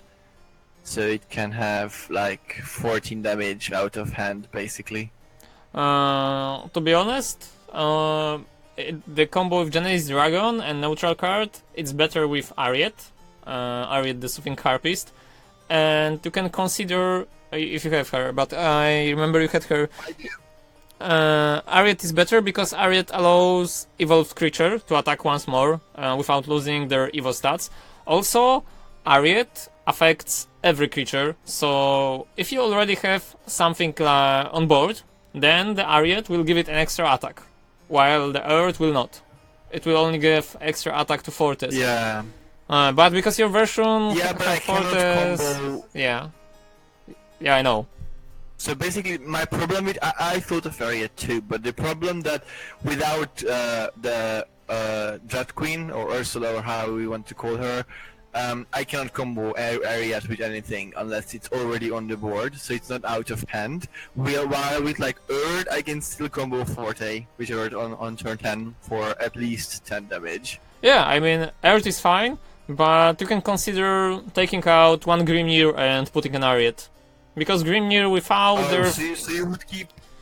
Ooh, you have... That's interesting. Yeah, continue. Yeah, So one Grimnir out and one Ariet in it. Yeah, you can do it. Because Grimnirs, they just lost a lot. I mean, there are still fine creatures, but they lost their face factor. So, in most of decks, they will not be as common as they used to be. And in deck like this, where you aim to not take control of the board, but just win the game by damage, it's not gonna be so good. Also, worst case scenario, you can use your Ariet with... what was it called? With Dragon Skyter on the turn 10, but that's like the worst case scenario, so it's 4 damage. With what? With Dragon Skyter, the 3 mana storm. Ah, yeah, Scyther. Yeah, like I said, that's Yeah. the worst case scenario, but it's still possible. So, you can count on it sometimes. Yeah, so you don't think that 3 Erds are too much? No, 3 Earths are perfectly fine. Okay, so yeah, so what would you say the difference between this deck and the other dragon deck, like in terms of matchup? Okay, so... Which one is more effective? Okay, so it... once again, it depends on what deck are you playing against. So, versus decks like Seraph or Aegis, you want to be faster, so the Storm version is probably better. While versus aggro decks or decks that are gonna battle in the mid-range, so Sword or something like this, you're gonna be better with the normal one, with the non-Storm version. Like Storm is really good versus Control and combo versions because you can approach them from many angles, just attack them and attack them into the face, even play Forte as soon as turn 6 and just deal this 5 damage, and they will just not have enough tools to protect themselves. While with the mid-range one, you will just chip them little by little, but they can defend because you do not have enough Storm in the normal version. While versus aggro version, of course, the normal one will be better. So it just varies for like versus which class you are against. Yeah. Well, I'm against Shadow most of the time, and I don't know. Maybe Haven. Yeah, versus Yeah, Haven, Shadow this and one Haven is probably. good. I do. Yeah. So versus Shadow and Haven, this one is better. No, but versus Shadow probably Ramp is better. It depends, because versus Shadow, you can also try to raise him. Because he's trying to raise you, and you can try to raise him, so... I wouldn't say the Storm is that bad, but probably the Ramp version versus Shadow is better. Also, it depends on kind of Shadow, so if he's an aggro Shadow with a lot of fast drops, a lot of things like Cerberus's Phantom Holes, then he might be able to finish you off really fast. So we won't be able to raise him. While if he's mid-range Shadow, then versus mid-range Shadow, the Storm should be better. Yeah. Okay, we will take a short break, Okay, if you don't mind, sure, no problem. and then we can continue. We still have to cover the Vengeance deck, the aggro deck, and then the remaining time we can talk about my rune deck experiments. Okay, Okay? yeah, sure, no So I'll be problem. back in like 5 minutes. Yep, okay. I'll let you know. Thank you. Okay, so he went back for a second, so we can wait.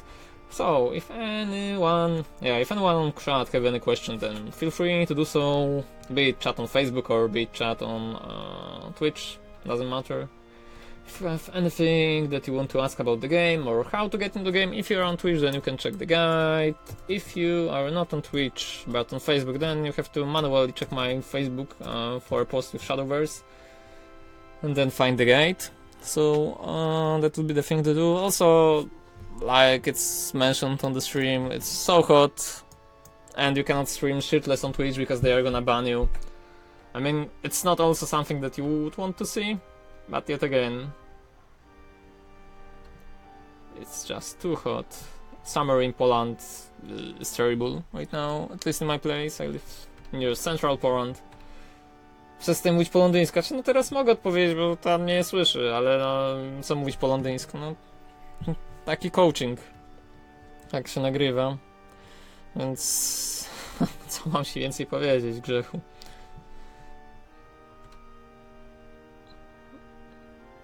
No w sumie tak, ktoś ma po polsku, też może zadać pytanie, nie ma problemu, nie? No ale...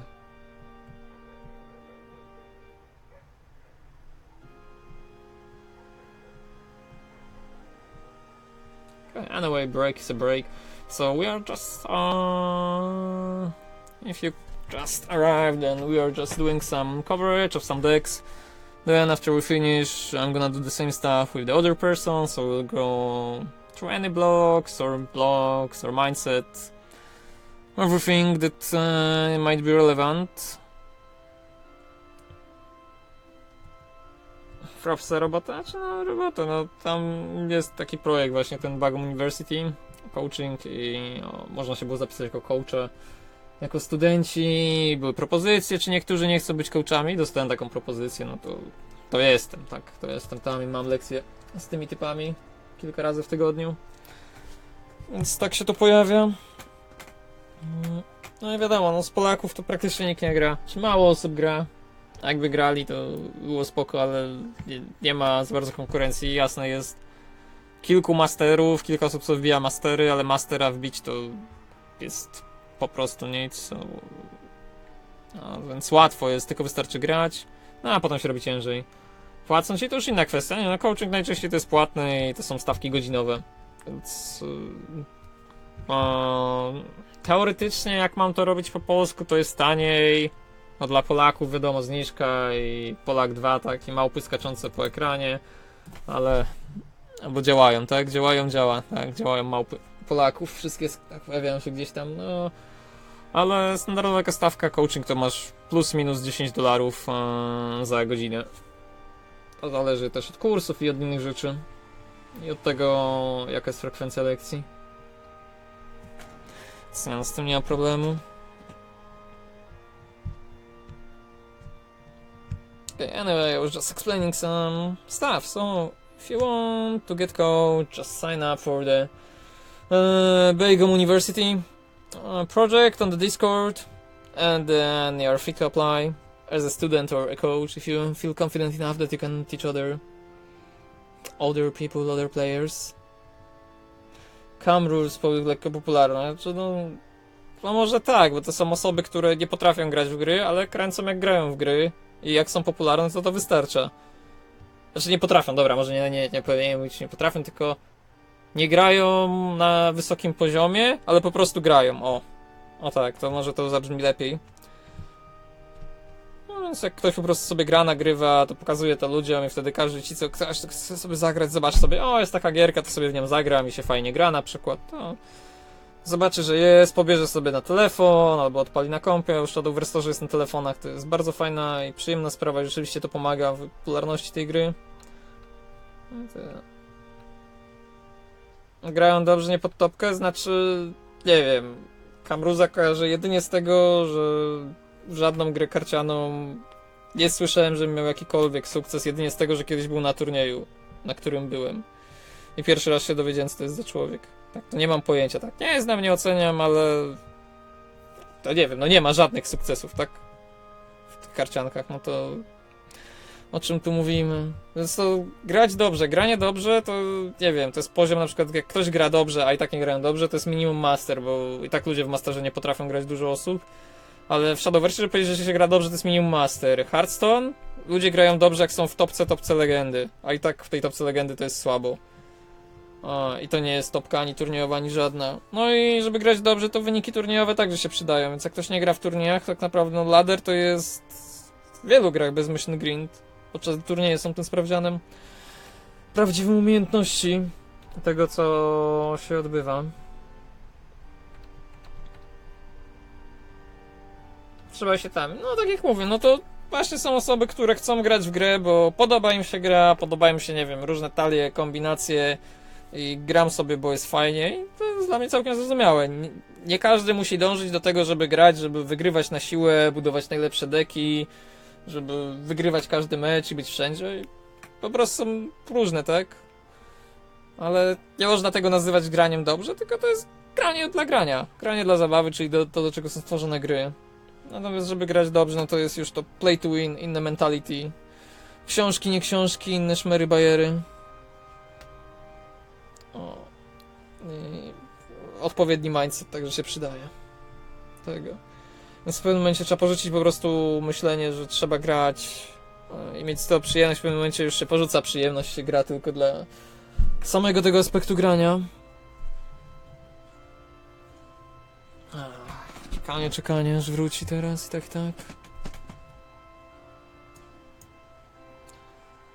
Poradnik do wiele do Pokémon Go.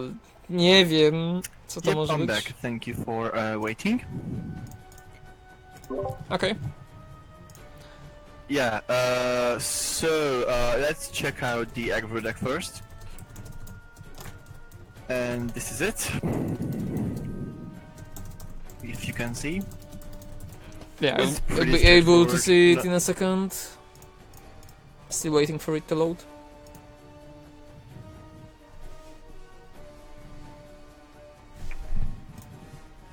Okay, I see.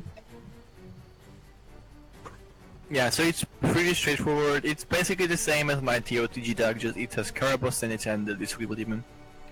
Nothing really changed in this one. Okay, so it's like heavy Carabossa version. But if you want to play aggro blood, why not play the aggro neutral blood? I don't want to play neutrals. I'm trying to stay away from like the cheap neutral core as much as I can because I like to have the classes their own identity. One exception is Rune, and I'm willing to like experiment neutrals in Rune probably. I also built a neutral Seraph for fun, but yeah. So you don't think this deck is strong enough compared to the neutral version? I think it's weaker than neutral because neutral will also play some minions on curve, but the neutral minions will be just stronger. So it can be fun if you just want to play the deck, but I doubt it will be able to win a lot, just because there is a neutral blood, and by not playing the neutral blood, you are putting yourself at a disadvantage. You can play the non-neutral version, sure, that's fine, but then you would have to go onto more aggressive approach and still include some minions that are good. So for a 2 mana drop, you can put Lyrials. Demonic Storm doesn't sound good. And the same goes for the Carabossa. So Carabossa was like created for a Vengeance Blood. So if it was the Vengeance Blood with Belphegors and such, it should be better. While right here, if you have to choose between finishing the game with Implancer or playing Carabossa, you'd rather just play the Implancer. That's the one But thing. yeah, obviously, Caraboss is in if I do not draw Implancer. Yeah, the other thing is you lack minions for the later stages, so you rely on your early curve while sacrificing the late game. The good cards that would help you with the early game would be something like Vampiric Fortress, and also for 4 mana in Blood, there is no reason to not include the Big Knuckle Bodyguard. He didn't get hit by nerf, he's not neutral, so yeah, whatever, but he's still one of the best 4-drops in the game. So you would switch out the Demonic Strike for BKB. Yeah, that's for sure, and I would just cut out the Carabossa to put up the number of bodyguards up to 3.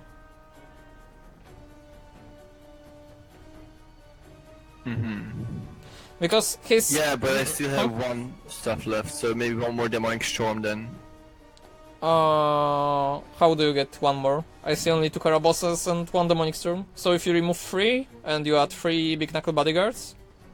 But I have two Demonic Storm. I thought Demonic Strike. Oh no, sorry. Yeah, I misread the card. I meant the card for 6 mana, the one that deals 3 to everyone. Yeah.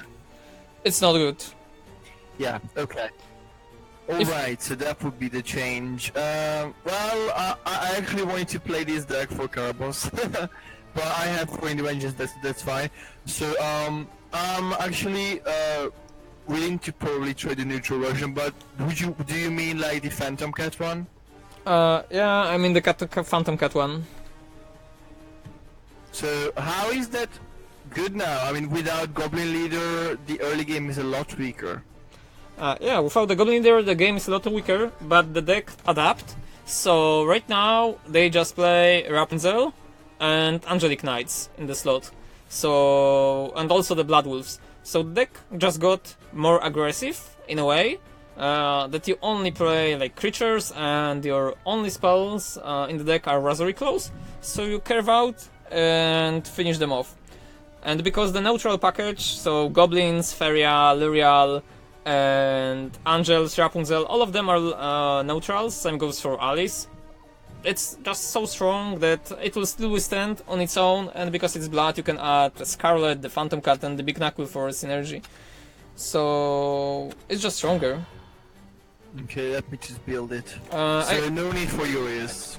I can send you the deck code if you want to. Oh, that's actually easier. Yes, I want to. Okay. Just because one of my friends started playing out and they want to play Blood, so I recommended them because they want to play aggro. They are not really interested in Vengeance, so I recommended this deck, but they haven't built it yet. So I can recommend the neutral instead. Okay. I just send you a deck code on Discord. Oh yeah, I can see.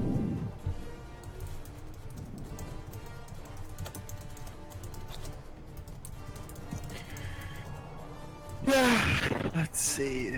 Yeah, Goblins, Merman, Lyrial, Feria, Blood Wolf, and Yuri is still in it. Razorry Claw, Angel, Rapunzel, Angelic Knight? Huh, that's interesting. Yeah, that's because the Grimnir got nerfed, and it fulfills a really similar role. So she's a ward for 3 mana, but she also gives +1 to an allied follower, and it doesn't have to be neutral. So it's not like a Merman that requires it to be neutral. Angelic Knight can buff any creature, but most of your creatures are neutral anyway. But it still allows for a decent trade. So let's say you drop Tyrius on the turn 2, and your opponent dropped a 2 mana 2 and 2, so Urius is not able to trade it out, but with Angelic Knight and Angel of the Ward you can get better trades. And what would you switch Rapunzel for? Because, as I said, my friend is a starter, so probably he will not have Rapunzel, and I don't want him to craft her because she's pretty useless in any other deck. She's only played like in a few neutral decks. Neutral Haven doesn't run Rapunzel, Neutral Forest doesn't run Rapunzel, so I don't even see anybody running Rapunzel, but she's a good card. She just needs to have something to be played out earlier. Also, she doesn't need to be removed as fast because she's unable to attack, because the passive refreshes each turn, which is stupid. They should just change it to like how Tav was, to so she can attack afterwards every time, but without rush, of course. So no rush, and that way she would be still fine, I think. So I think she's pretty weak with this restriction that she has to activate the ability every single turn. Yeah, that's weaker than Toph, obviously, so she's not great, but she got a stats like 2 and 5, so 5 health body is really good, and it allows you for a superior trade. Probably I would, if I were to budget this, I would probably switch her to Goblin Mage. Yeah, Goblin Mage is cool, because then you can find the free drop, and it's also neutral, so Goblin Mage sounds fine. Also, if you want to go into more aggro version, then the Ambling Wraith is also fine. Then you are just increasing the number of 1-drops, so you have stronger openers. But Rapunzel, all in all, is fine for testing. And of course the 3 Alice is mandatory, and the 3 Phantom Cats are mandatory too. Yeah, Phantom Cat is mandatory. Like it's yeah. So yeah, this is pretty safe, I would say. I will keep it this way and probably send it to him. Although this deck seems to be more expensive than the other one. So... Yeah, it does, because you have 3 legendaries. You have 3 Alices here, and also the Phantom Cats. Yeah. So which deck would you recommend for a beginner who wants to play Blood? He really wants to play Blood for some reason. Well, if he wants to play Blood, I mean, it's still good to craft like deck like this, because the creatures that are in it are really essential. I mean, maybe not Rapunzel, but the other cards which you have in this deck. If you craft Alice, it opens up all of neutral crafts in every class. You can build up neutral craft with any class, because the neutral package is super strong, and because they are not gonna nerf the neutral package for at least month. Then if he crafts the neutral package, so Alice and other minions, so Lyrials, Ferias, Angelic Knights and such, he will still be able to play them for at least month, and they are gonna be good. They are not gonna be bad at all, because Alice's synergy is strong. And the other cards in this deck aren't that expensive. Like Scarlet Saber, it's something that you want to play in every blood right now, because the card is good. I mean, maybe not in hyper aggro ones, but in this one it fits nicely. Big Knuckle Bodyguard, probably the best 4-drop for the blood and one of the best in the game, so we already say that. Urius is a common, Bloodwolf is a common, so some of these cards are just commons. So this deck is not as expensive as it looks to be. Like, the only expensive piece is Alice and Phantom Cats. Yeah, and she's worth it. Okay, I'll recommend that to him. Alright, so we put this to rest, and let's move on to the Vengeance one. So this is how it looks.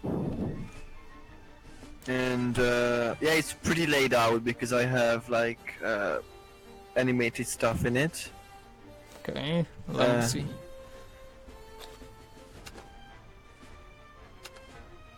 Oh yeah, I see you got the pre-build.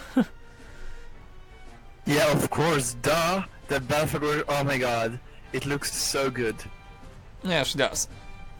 And the sleeve too, I mean, I bought like most of the pre-builds just for the sleeve, because most of the sleeves cost like 400 gems, and this is 500, so you get to pay 1 extra 100 and you get a bunch of cards and vials too if you don't want the cards.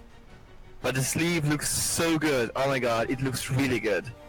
I really like it, so yeah, I had to buy. I only had 2 Belfagors anyway, so it was fine to buy a third. I was lucky because I only pulled through 2 in the OTG, And I was about to craft a third, but when they announced that they're gonna release like new pre-builds, I was hoping that it's gonna be Belphegor, so I like held it off, and I'm glad that I did, because now I have a third one and I could buy the pre-builds. Yeah. So what do you think? I would actually probably run 3 Dark Generals, but I don't know. I was just kind of afraid that it can like clog my hand if I don't have, if I'm not in Vengeance, so I only run 2 for finisher purposes. Okay, can I see the end of deck? Like the 7 mana cards? Yeah. It's Drain, Caraboss, Alucard, and Emeralda. Alucard can be switched out. I'm not sure about Alucard that much. I only kept him in if I don't get into Vengeance and I need a Storm Finisher. Okay, so I would toss out the Alucard. You can include the third Emeralda if you want, because Emeralda, in my opinion, is just way better than the Alucard at the moment. Like with the Alucard, he's always the thing that, sure, he can heal you for 4, but most of the time he will not bring back the board like the Emeralda can. So she's better in this slot if you had the third copy. Caraboss. So you take out these 2 Alucards and put in a third Emeralda and then maybe a third Dark General? You can put either third Dark General, or you can get something for the slots, let's say for the free drop. You have only 3 free drops, which is not plenty. So you can consider adding something like Angel of the World, because it's always good. Yeah, but 1 copy, I mean... Yeah, but it just seems so out of place. Yeah, I mean, it feels out of place, but even with 1 copy, you just increase your number of free drops. If you want to be consistent, then you can get another Hungering Horde, and that's gonna be fine too. Yeah, I like the sound of this a bit more. Also, Yeah, some of the decks in the past were playing Bloodfed Flowerbirds, so there is probably a version out there somewhere with the Bloodfed Flowerbirds, which utilize the damage. But your is shifted more of the control one. Yeah, no problem. I mean, you're... Yeah, it's more for control. I don't like it because it takes up a space on board. Okay. And if I get it like later on, and let's say I have a Belphegor on board, and so I just don't like stuff that takes up space too much. Okay, no problem. So like I said, Yeah, you so can include the first copy of the put in another Hungering Horde.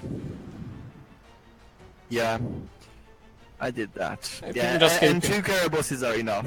Yeah, this one, I think. 2 is probably enough. I mean, even 1 is fine, and with this deck you're gonna play her on the turn 7.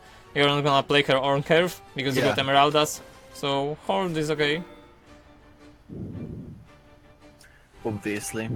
Yeah, so, yeah, I is probably my favorite blood deck because it just feels like bloodish. And, yeah, I like this a lot. I did not have the chance to play this in TRTG because I pulled 2 Belphegors, but it was at like the last week or so. So I got lucky. I actually pulled both Belphegors in the same 1 pack. Oh wow, that sounds yeah, really lucky. That was really lucky, but I haven't built it then because I was just spamming Stormhaven. So I wasn't really interested in Blood at the time. I mean, I like the concept, but yeah, I just didn't think that I'm gonna like have it. But when I mean, I saw others play, so I knew that probably I would like it, but I didn't have the cards for it. Just like too late. So I'm really like excited to play this as my main blood deck in this like after nerf. So we will see where it goes. I think it's pretty good now. I mean, I think probably it's better than neutral, aggro. Well, that depends on kind of matchup you get. Like, once again, if you are playing versus something like Dimension Shift, then aggro is better. If you play versus something more control-ish, then this one is good. Yeah. Okay, so we covered that, and yeah, we still have like half an hour, so we can talk about the Rundax. So I've checked the one that you sent me, which is the deck that the guy won with, and he didn't won. He was a 4th place, but it's still like 4th place is still a 4th place. Well, it's still a good place, yeah. So like he played it on a bigger level, but I don't know. I'm not a fan of Sammy at all because she gives the cards to the other one too. The same reason I didn't like Melody too much. The bearing ranger is fine, I guess. Yeah, this seems to be a mix of like stuff. So like Levi is in for the clear, and Dwarf Alchemist is obviously in for being a 2-drop and to provide the proc for Levi. Felice is always good, of course, but I'm not sure if we will have enough stuff to activate her. I mean, to have her damage really heightened because I don't have too many low-cost neutrals. I have only Goblin Mage and Angel. Yeah, but she deals damage equal to the number of neutrals in your hand, so you will always have a lot of neutral cards with this kind of build. Yeah, true. So I'll probably try this one too, but I do not have 3 Abomination, and I'm not really wanting to craft it. If I only have 1, so maybe if I open another 2, that will be fine. Yeah, so it looks interesting. It's a lot different than mine. So I have this Ginger deck, which is supposed to be like all neutral. Beginning, it has a mutagenic bolt, 2 in it. I would rather run probably Curse, but there's no ER, so I can't run Curse. And basically this has a good neutral engine at the beginning, and it ends up into the Ginger stuff. I only run 1 Ginger because if the board gets wiped anyway, then I probably will not have enough stuff in my hand to activate another Ginger, so I don't think it's really worth it to have 2 in this kind of deck. The control one has 2, but this one is only 1. And I included 1 illusionist, so I can like, let's say I managed to put down the enemy to like 5 HP, then I can put down illusionist and have Zeus back. Okay. That sounds fine. If I haven't played Bahamut yet before, so I only kept her like for that. Also, if like all hell breaks loose, she can still like summon anything and trade with it. So, especially if she summons like, let's say I played Hector on turn 5, then Hector got killed, and I have turn 6, and there's no really I don't know mutagenic, or there's like only 1 target on board or 2. I can summon Hector, and he will still act as a ward until next turn, because the banish happens on the beginning of my next turn. So I will have a ward up, and yeah. So only 1 though, like for tech. It's just for tech reasons. Obviously 3 Sahas are necessary. I only put in 2 Israfils because I only have 2. I have 3 Lucifers, but I think 2 is enough. And I didn't put in more Bahamuts than 1 because I'm playing like a neutral engine with it. So like if I manage to have a board kept up, Bahamut would be a bad choice. So 1 is enough, I think. I have only one Ginger in the deck too, so Bahamut can be played up with Ginger. And then I do not want to use Bahamut's power again to destroy my own board. So I think 1 Bahamut should be fine. 2 Alices are fine again. I don't think I want to include 3. I'm not a fan of Rapunzel again in this deck because I only have 6 2-drops and I had no 1-drops, so it's not that easy to activate her, especially if I'm going first, because I do not have even on turn 4 to activate her again. But since I only have Liriola and Witch of the Sweets, I wasn't sure if I should put in Goblin Mage, so maybe Kai'Sa could be another option. Okay, so I can have more. yeah, so Yeah, so what do you think of the deck idea? okay, so after you explained all the stuff to me, I still think that if you plan to play a neutral deck, you should play 3 copies of Alice. I mean, you say 2 is enough, but if you play 3, she always do a good stuff. So she either buffs up your board or helps you with something like Zeus, so Zeus have more attack. Same goes for the minions summoned by Sakakel, so even Sakakel Zeus can be 6 more damage.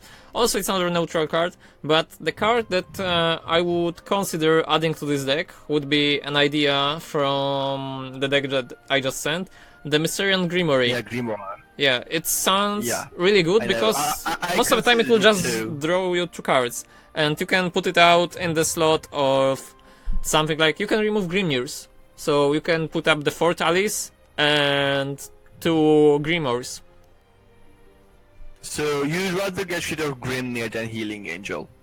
Yeah, I would remove Grimnir because, once again, Grimnir is something that will only help you with the board on the turn 10, while with this deck you should have enough pressure to either win by damage, or you will draw Bahamut by then, or Mutagenic Bolt, something that will just keep you advancing in the ranks. I'm not a fan of Grimnir after the nerfs. It's not enough in most of the cases. Especially with a deck like Ginger, you have Israfils, which can also wipe out the board with cycles, so the Grimnir just doesn't feel strong at all. Yeah, alright, I changed it. So yeah, that's a good idea. And also, yeah, I was thinking of having Goblin for a 1-drop, but then I just decided against it because he just doesn't fit. There's no room. I mean, I need everything else. I need the top core, like from 7, like Saha, Lucy, and the others.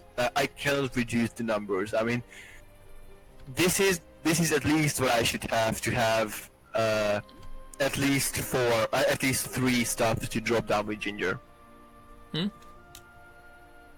So yeah, this deck actually can win without Ginger too. So that this deck is not really like emphasized on having Ginger as the win con, but she's a nice addition. So yeah, this is basically just a neutral one with Ginger in it. Yeah, so I actually had the most success with this one out of all the kind of Ginger decks I tried, and ER, the control ER. So those are the 2 I kept. I tried like lots of mixtures between ER and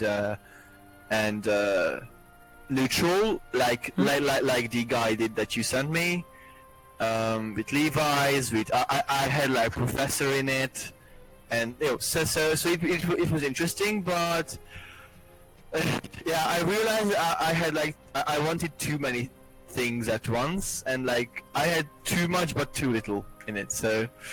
Yeah, that wasn't good. So this is one of the best Ginger decks I think that I could create, and I'm actually very proud of myself that I managed to come up with this without any kind of help. So I didn't know that somebody actually played it anywhere else. I even checked Reddit, like there were like 2 Reddit posts that like were remotely related to Ginger, and those were like a few weeks old, like pre-nerf, and those were different, hey? So yeah, probably this Ginger deck is the first deck like I actually like came up with. I mean, it's not an original idea, obviously, but yeah, so I'm happy about it, and I'm happy that you think it's like okay. Yeah, I think it's okay, but it still requires some testing, because some cards might be fine on paper, while with Theorycraft right now, and then you go on the ladder and something will underperform, or something will create the issues. So at the moment, the Grimoire sounds fine, but you have Mutagenic Bolts, so we don't know yet how many games will be, maybe not lost, but how many games will be bricked by drawing something and discarding spells. You don't know how your early game is gonna be, so it just all goes to the playtesting. But the deck actually looks fine, and one thing I can recommend, that if you're looking for decks or posts, Reddit is fine, but it's not the greatest place to find decks, because Reddit is mostly towards Western player base, and Western player base is minority. So it's like 20%, something like that, and then 80% is Asia and Japanese. So even if you do not know Japanese, some of the sites with the simple Google Translator are really easy, so you can just see words like decks and stuff. I use that's the Game AI Japanese side, but there are 0 Ginger decks there, so nobody played Ginger on that, and I didn't find any other sites. So if you can recommend anything, I'm grateful. Okay, so Game AI. If you know any other okay, so Game AI is fine, but then on Game AI, when you actually go into the post, a lot of times there are Twitters of Japanese players. So if you just go onto the Twitters, they usually post their decks. So you just have to find a player from a class, check out his Twitter, and there is a chance that you have a deck that's good.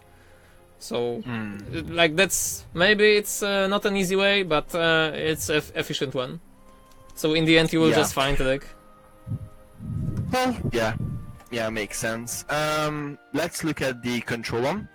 This is kind of all over the place, and probably the first thing I will do is remove Grimnir. I think I'm just still hanging onto Grimnir for some reason. I know he's not that good anymore, but I don't know, I'm still hanging on to him, but he makes even less sense in Control than he made in the other one, but I wanted a ward early on. And I was thinking, like this is a mix between ER and, I mean, this is basically an ER control deck, just it has the neutral wallet package on it at the end. That's the difference. So I tried this one with like Runic Guardian.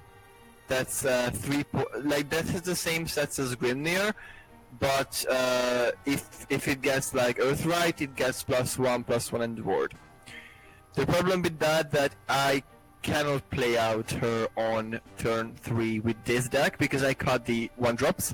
I originally had like the 0/2 ward guy in it and the Witch's Cauldron with the card draw, but I had to cut them because there was not enough spots in it. So I also tried to have Price of Magic. Basically, I know it sounds funny, but I tried to build it like a Haven deck. So in my mind, I tried to substitute stuff for Haven cards. So like Price of Magic as like a Beacon Scripture. Veteran Alchemist serves as the Curate because it heals 5 HP. Levi is supposed to be either Dogran or Themis. And Calamity's Curse is of course the Themis. I mean, yeah, with ER it clears like 5 HP minions, and most of them below 6 are like not more than 5 HP anyway.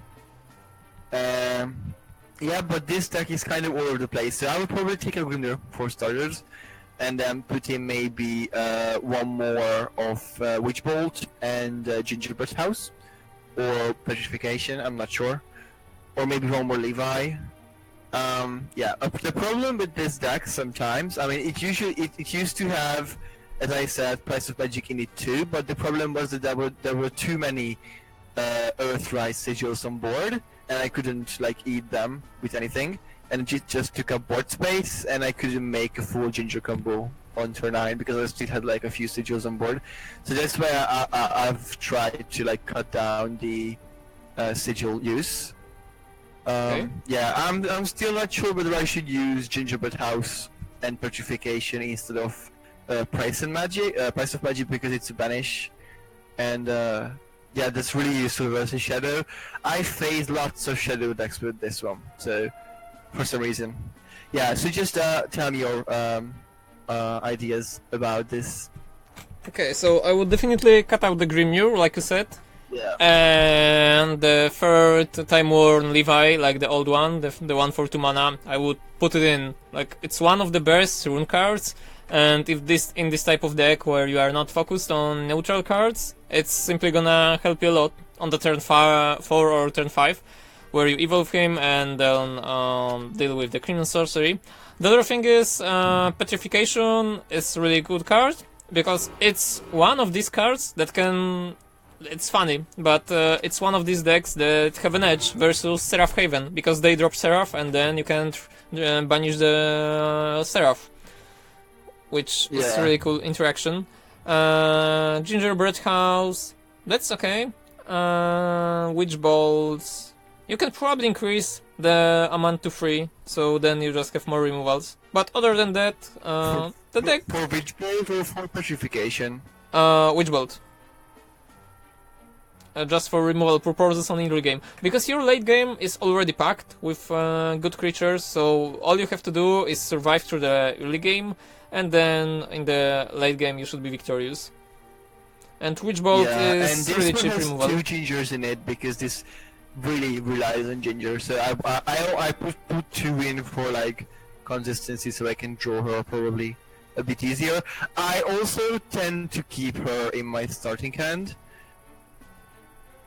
I know it's probably stupid, but I mean, of course not against like full aggro. Like against Blood I wouldn't, but against Haven I always keep Ginger, like I would keep Aegis. Especially if I'm going like first. Okay. Yeah, because I don't know. It's really funny that I'm still like trying to think as a Haven player. I mean, understandable since I've played Haven so much. But yeah, so yeah. Okay, So what do you think about this deck overall? Like, do you think it could work? I think it's still more of a meme deck. I mean, even that the guy finished 4, I still think the Ginger deck. The ability of the deck is that you have to combo some pieces, and well, with every combo deck, if you do not draw your combo pieces, then you will break, you will not win. And compared to the neutral one, like in the neutral one, the one we revised before, the neutral one had much more of power in creatures, so you could win with damage. While in this one, you're simply focused on deploying Ginger on the board. So there will be times where you have Ginger, you have Lucifer, let's say one of them, and then you do not have anything else. So this might end really bad. But if you manage to survive through early game versus some sort of decks, you will be fine. But versus aggro, it's gonna be hard. Yeah. Okay, so yeah, this is a deck I really like too, and yeah, the last rune deck type is of course the one that you like too, the Queen, the Dimension Shift, and Lucifer Race Reveal. So I actually built a deck with this one. I already deleted it, but it looked very similar to this, like the early stuff. But at the end, instead of like all these like Saha and like Zeus and Bahamut and Ginger, it had like the Queen, 3 Lucifers and 2 Israfils. So I had more space to put like control like early stuff in it. So I had one more Professor in it. I had one more Curse in it, and I had one more Gingerbread House in it. So do you think that could like win better? Because that's a combo too, but I mean this deck is. I think this deck is more susceptible to like stuff like Bahamut and Themis and Conflagration. No, not Conflagration maybe, but all those other like board clears. While the D-Shift version is like it's an actual true combo deck, because the combo is like instantly out of hand, so it cannot be like denied as easily. So what do you think of that with this skeleton? So like imagine the same deck like this one, just without the Ginger package. You would have the D-Shift and the Queen. Okay, so with the D-Shift and the Queen version, the thing is, when you assemble the Queen, the D-Shift and other creature, like it doesn't even have to be Lucifer, it can be something else, because there is a... It's usually Israfil. Israfil is better than Lucifer, I think, because Israfil deals 17 damage without an Evo, and Lucifer only deals, well, with Lucifer it's only 4 less damage. It's only 13 without Evo, and with Evo, again, it's... No, with Evo it's a lethal, but if there's no Evo point left, let's say I went first, so I have only 2 Evo points, so I usually combo it with Israfil. It's better because she deals 17. And it's a lot easier to deal like 3 damage beforehand with like Levi or anything. Yep. You were right. But yeah, I still run 3 Lucifers, so... So the thing with the Queen is that the Queen require less combo pieces, because the Queen alone is 7 damage, and like I said, with Israfil it's 17, so it's still okay. And the additional turn, you do not even have to kill your opponent during the additional turn. Additional turn and minions on board, that alone can be enough to win the game. And well, the thing with the shift is, as usual, it have more control things for the early game, at least the versions that I was checking before. So the one that the player was rocking in Masters. So the removal package is different in this one because of the no gingerbread house, but also it's easier to assemble the combo. And the thing is, the Dimension Shift is the only spell with spell boost. So if you play the Freshman Low, you are 100% guaranteed that you will get out a Dimension Shift out of your deck. Yes. So not only you are able to play a creature early on, to just play it on the board, maybe trade with something or do 1 damage, but also you are guaranteed to do it. Also, some of the Dimension Queen versions run Magic Illusionists, so they're also another thing that allows you to stick on the board early on and make better trades. So I would say just that the Ginger is more of a all-in version, but if you win hard. So that's how I would rate the deck. So I would probably craft the D-Shift one, that deck too. But I will show you the Queen D-Shift I made. That's, again, it's a neutral skeleton with the Lucifer Queen Israfil stuff at the end. And this is it. And it has Lou in it, as you said. So this one has a pretty okay curve. Like, I have 3 goblins for like 1 drop. I have Luz, Witches, Sweets, and Lyrials for 2 drops. I have Grimnirs and Goblin Mages. Yes, probably I will remove the Grimnirs from here too. I have the 2 Tinas, the 3 Alices, 3 Actors, Felis. Yeah, so it's almost the same as the Ginger deck. Just it doesn't have like Bahamut and stuff in it. It has like 2 queens.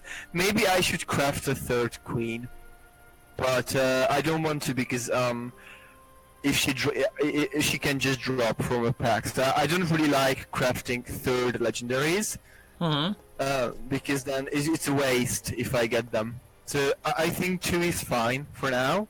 I still got her most of the time in my hand by 10. I mean, if you just think about Aegis. I like most people run only 2 copies, and I still manage to get Aegis by turn 9 most of the time anyway. The difference between Aegis and this deck that Aegis has a lot more draw with like Please and Dogmas. This one only has like Witch of the Sweets in it. So probably I should, since this has no spells in it, maybe I should take out the goblins altogether and include 3 grimoires, because only the Kaleidoscopic Glow is a spell and the D-Shift. So the risk with this one is that I do not have Lou. I mean, if I put down Lou and then put down Grimoire would just discard the Dimension Shift. Yep, that's why you cannot play it in this deck. Because if you discard the Dimension Shift, you are basically denying yourself the combo. So in this one you have neutral package, so it looks fine. Like I said, there's a lot of different versions, so there is also Earthrune, like I said, the Earthrune, the Dirtrune version of the Queen Shift.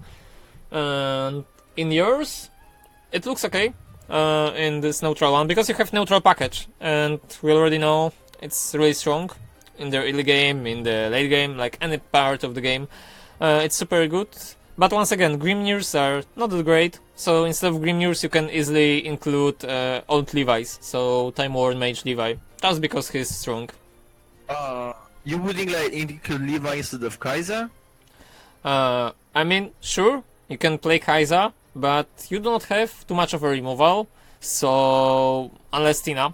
So if you do not go like Tina, Hector, Phalis with this curve, then sometimes you will have trouble finishing the game. Also, the Crimson Sorcery is still plus 3 damage. So in the game where you have a Queen and Israfil, you still require 3 more damage. But of course, we can also rely on top decks or drawing Phalis, so she will gain Storm after Enhance. There is a lot of possible options, and your opponent probably won't be. Yeah, so I think I'm gonna remake. I changed this one too, and I'm gonna remake the ER version as like similar to the ER Ginger. I will remake the Control ER with the Queen Shift at the end. So yeah, these are my like Rune decks, and I'm just basically playing Rune a lot now to test. Like next to Ramp, the Dragon deck. The first one I showed you, I played this one like the most whenever I have some time, because I really want to like find out the best version. So well, it's only like you said, it's about playtesting, so time will probably tell. Yeah, like I said, because right now we can theory craft some decks and they are looking good, they are looking fine for us, and we both think that, okay, this deck is fine, this is gonna work fine, this will combo with the other card, and it's okay. But if you play enough games, then you will notice, okay, this card is underperforming, or I'm getting bricked too many times because, let's say, too many expensive cards, or there is not enough cards for mana slots. So let's say 3-drop or 4-drop. Maybe one of the decks will not have enough for mana slot. So after you play a little with these decks, you will notice these things, and then you can freely change of what you think will be better. Yeah. Well, in both versions of the neutral engine, so both in the neutral D-Shift and the neutral Ginger, I got bricked like a lot. Like I had like 2 Sahas, Israfel, Bahamut, all that things in my hand, and I was just like, I cannot do anything. I actually drew Queen, Lucifer, and D-Shift like early on, and that like really sucked. So in this sense, like to avoid bricking, the control versions with the ER base are performed better in both cases. So in both the D-Shift one, I don't know why I deleted it. Probably, I don't know. I'm pretty sure it was an accident, but I did. So I feel like the control versions with ER base performed better overall than the neutral engine ones, which is surprising because they are a lot more dependent on the combo pieces. In case of like Lucifer, it's a really strict combo, and in case of Ginger, it's a bit more loose because the minions, the followers can be played out separately without Ginger too, and that's sometimes still fine. But yeah, so you would think that the neutral engine-based versions would be performing better, but I got bricked a lot easier with them than with the control-based ones. Well, once again, that depends on versus what kind of deck you are playing. So if you are playing versus something fast that is putting you under the wall, then you will brick. But the problem with all of these rune decks, it's not the matter of the neutral, because neutral package is the similar or even the same in all of the decks. So every neutral runs Alice, every neutral runs Lyrial, Feria, most of the times. So that goes through I didn't Feria in any of these. Should I put it Feria? No, in this one you have your Witch of Sweets. You do not need to play Feria because neutral synergies in Runecraft, something like Phallus, she's not neutral by herself, but she synergizes with other neutrals. Same goes for the Witch of Sweets. She is rune based, but she's not neutral. So you do not have to win by aggro. You do not want to use your evolution points on Feria most of the time. The thing why you can brick in this deck is the thing that I was talking like a week ago about the wallet decks. So just because you do not have ramp in your deck, so you have no way of gaining additional mana faster like Dragon have, there will be times where you just draw expensive cards and you will not have enough mana to cast them. So that's what happens. Yeah, understandable. So yeah, I'll keep going to like test these and see where it goes. And yeah, so our time is up basically, but if you can like give me like 5 more minutes or 10, maybe we could check the Dark Alice deck too. I just want to know what you think about it now. Okay, you can show me. If you don't mind. Sure. Probably I would take out the Grimnirs again, especially now. I haven't updated this deck since the nerfs, but I would most likely take out Grimnir now, because it has like very little use.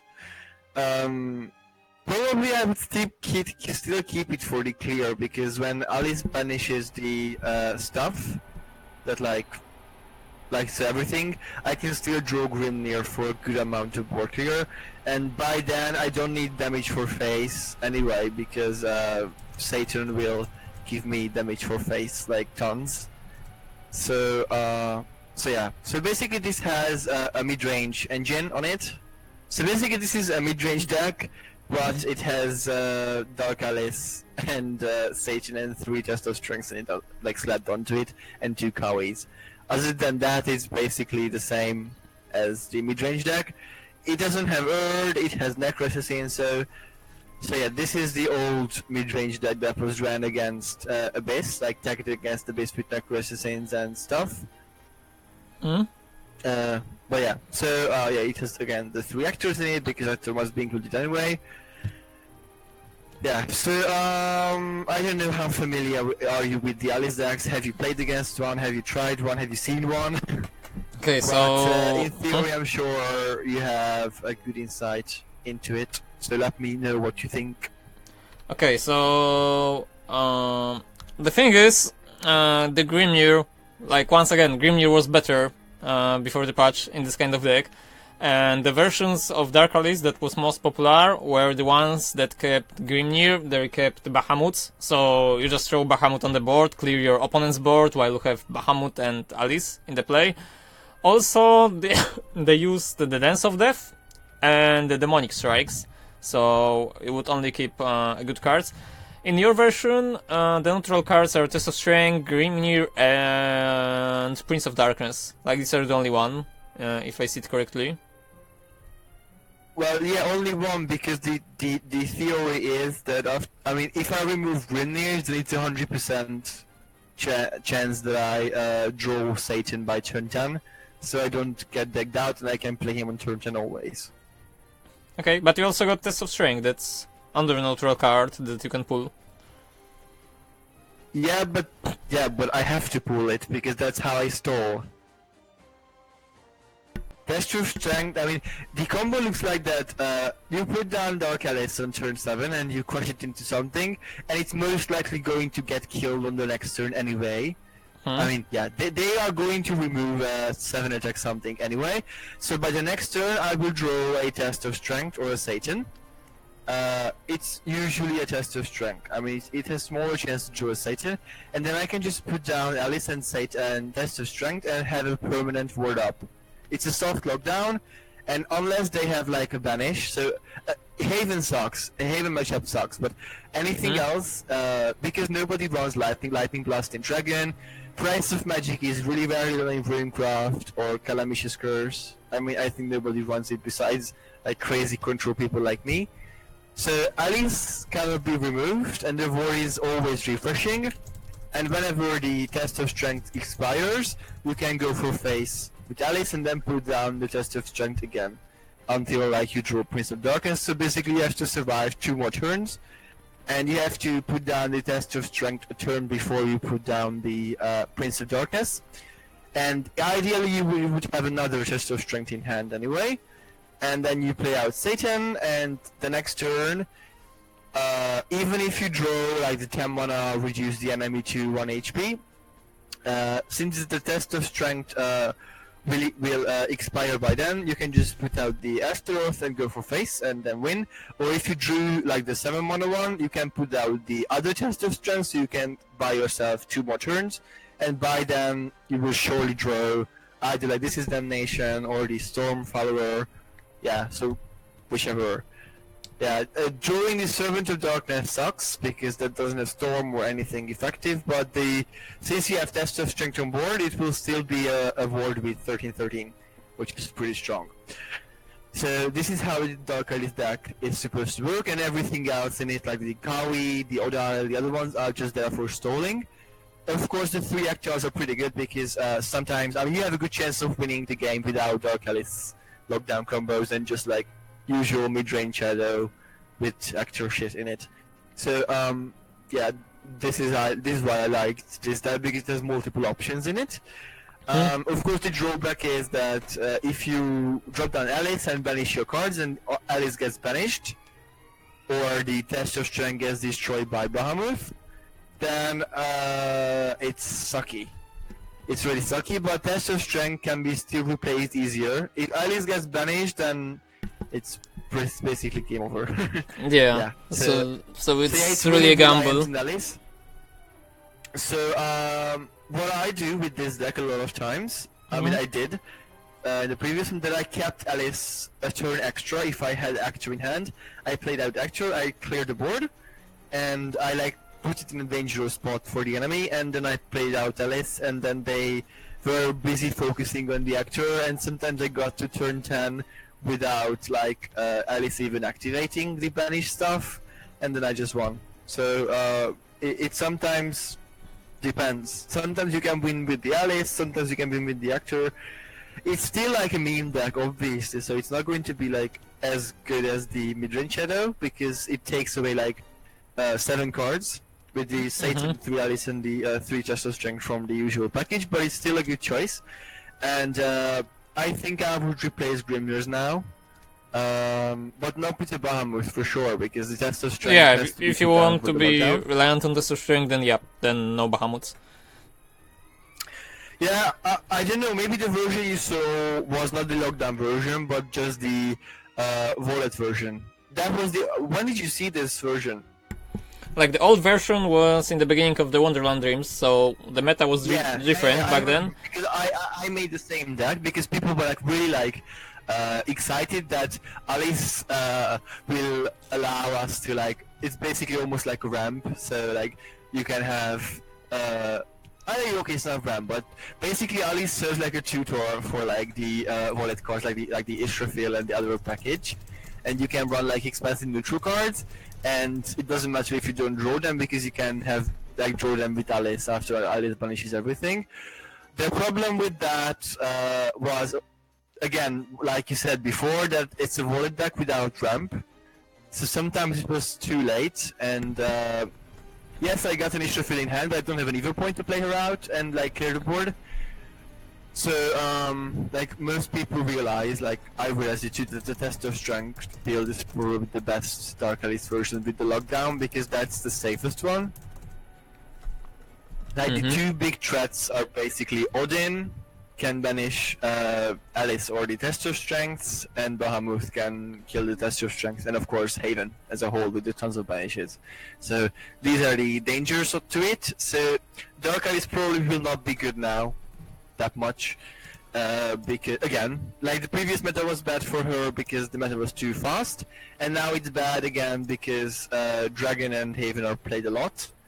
So Bahamut is played a lot, and Haven with the banishes is played a lot, so that's not good for Alice. So probably there will be no meta when Dark Alice can be really good, because the meta will be either fast or slow, and if it's slow then it's Dragon and Haven, if it's fast then it's too fast for Dark Alice. So yeah, that's the problem with Dark Alice, that she cannot really be played like in a competitive level, I don't think in any meta.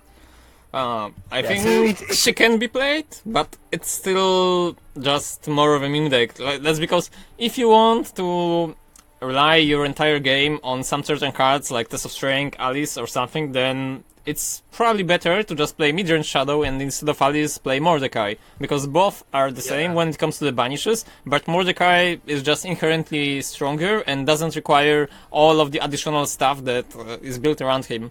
So Alice, even though it still sounds fine in theory, like you said, she is not viable in a competitive environment. Yeah, sadly, but it's a good idea. So I just wanted to share it with you. Maybe you haven't met the Dark Alice deck like build before, or maybe you met, like you said, the earlier version. So I just wanted to like let you know that this exists and it's a fun meme deck. Yeah, so I'll probably take out the Grimners and sub in something else. I'll see. Yeah, Dance of Death sounds fine. This is all for now. Yeah, Dance of Death. That would probably be a good idea. And yeah, so basically this is all for now. And one more thing. Here's the D-Shift deck. Just look at it. That's all. If you can see, this is the regular D-Shift deck. I don't have Merlins, just one. Is this good this way? This is how D-Shift is supposed to look like, right? Okay, let me see. Okay, it's loading for me. Okay, so it looks like just a common D-Shift build.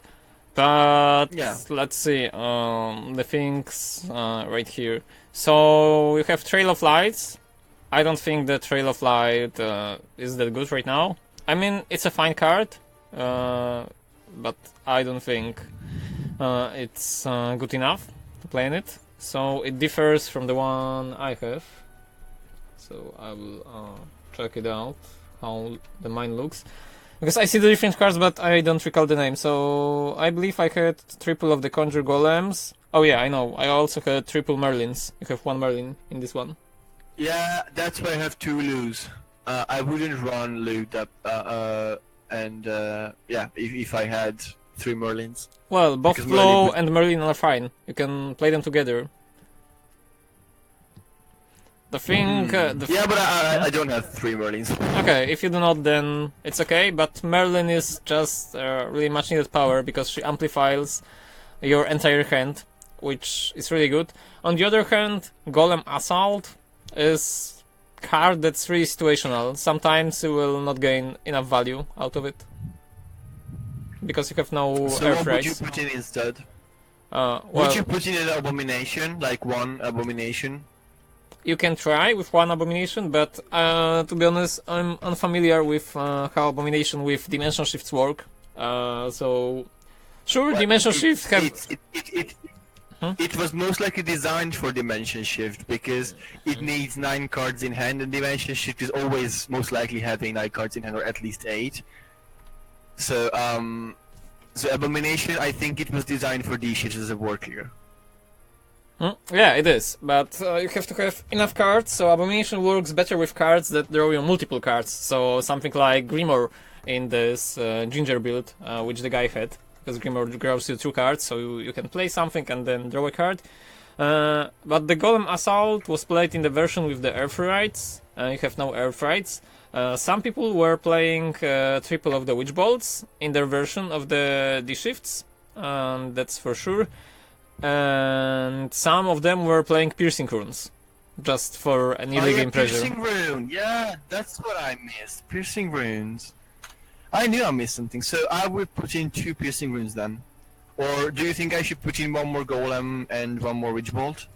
I think the Piercing Rune is good, because you have Freshman Lows for the early games, you also got the Conjure Golems and Merlins, and the Piercing Rune will just help you withstand some of the aggro decks. Yeah, well, as I said, just 1 Merlin, so I hope it's enough. I think, for me, I think it's enough, because she, fetches a card, and that's all she does without an Evo, and I will not have enough Evos to have, 3 in hand anyway, and I like to Evo Levi too, so yeah, basically, Merlin is a bigger low with the potential to have a spell boost on Evo turn if I have her on turn 4. So that's why I didn't want to craft another 2. Okay, that's fine. I mean, Merlin is super powerful on the turn 4 and 5, but with the D-Shift, the one thing that's most needed is, well, it's sad, it's like this, but still, you require a lot of luck. So, if you draw your cards in incorrect order, or you do not draw Dimension Shift, or you do not draw Flame Destroyers, then you are left without a combo piece, and, well, your deck will just not work, because you are not gonna win by damage, you are not gonna win by creatures, you don't have enough creatures, so the only way this deck can win is by casting Dimension Shift and some creatures, so most common scenario is Flame Destroyer, because other creatures have not enough power. So if you do not draw your cards, you are unlucky, let's say, then it's just gonna be bad. So that's why this deck will never be tier 1, because of inconsistency. Also, even if this deck would be really popular, then the aggro decks will just outvalue him, because aggro is simply faster. Yeah. Alright, so, and on a one last note, do you think Forest is gone now? I don't think so, but it's gonna depend on how the meta shapes. Like, once again, if Haven, like Aegis Haven, remains relevant, then the Forest is natural counter, because Forests do not care about the Aegis, they're just gonna one turn kill you with the roaches, they do not kill about your heal or the board. You can kill all of the Forest creatures and then he's still gonna kill you with roaches. Also, there is probability of Wolf Bolt, so that's another deck that still exists somewhere. It's not that good as the other ones because people will play aggro. But if the people sticks to the aggro deck, so neutral aggros or just neutral packages that are super strong early game, Then either the forest goes the neutral way, so they will play Kaisa's Beauty and the Beast, the Twin Elf Assault, which is really good. For 2 mana you are removing a lot of stuff, like 2 creatures in the early game. So that might be one of the way for the forest, and the other one, if the dimension shifts and the Haven are gonna be dominant in the meta, then the forest will just go roach. So I don't think they're extinct, but they're one of the less common decks that you can meet on ladder right now, and they are not that great. Well, yeah, I only have one, the neutral one with BNB and Ariat as the finisher. I kept that because it looked interesting, but I'm not looking to play Forest at all, and I usually just reroll Forest quests anyway, so that's the only class I'm not going to play at all, probably, now. Okay. Yeah, so that is really all, and I really thank you for your time that you gave me 10, 20 extra minutes. That's really nice not a of you. problem. So I will sign up for the program again, so we can have it official, and you don't need to do it this way, if that's okay for you. Yeah, and then, no problem. We can meet up next week. Yeah, I believe there are still sign-ups open, so you can do it. Yeah, perfect. Okay, so once again, thank you for the session, and we will discuss when we can meet next week. I'm available as usual after 7 on most days. I'm available on weekends. Yeah, so whenever it's okay for you, that's fine for me too. Just let me know when you're free, and we can schedule a session for an afternoon or an evening. Yep, okay, will do. So we'll just meet each other again on Discord. Just message me anytime. Yes, take care. Bye-bye. Okay, see ya. Okay, so this was the end of the session. So right now, for the current one, we just talked through some decks and whatnot. So he showed me some decks and I checked some decks. So if you have any question, feel free to send them on my fan page, on Facebook if you're watching on Facebook, and on Twitch, well, you can still use fan page because why not? Anyway, there will be probably one more session today with other trainee. And right now I will just have I don't know, the session is gonna be in about half hour, so I will just go for a break. I don't know. So if you just want to come to the other one, just show in about half hour, and until then, so see ya and thank you for coming.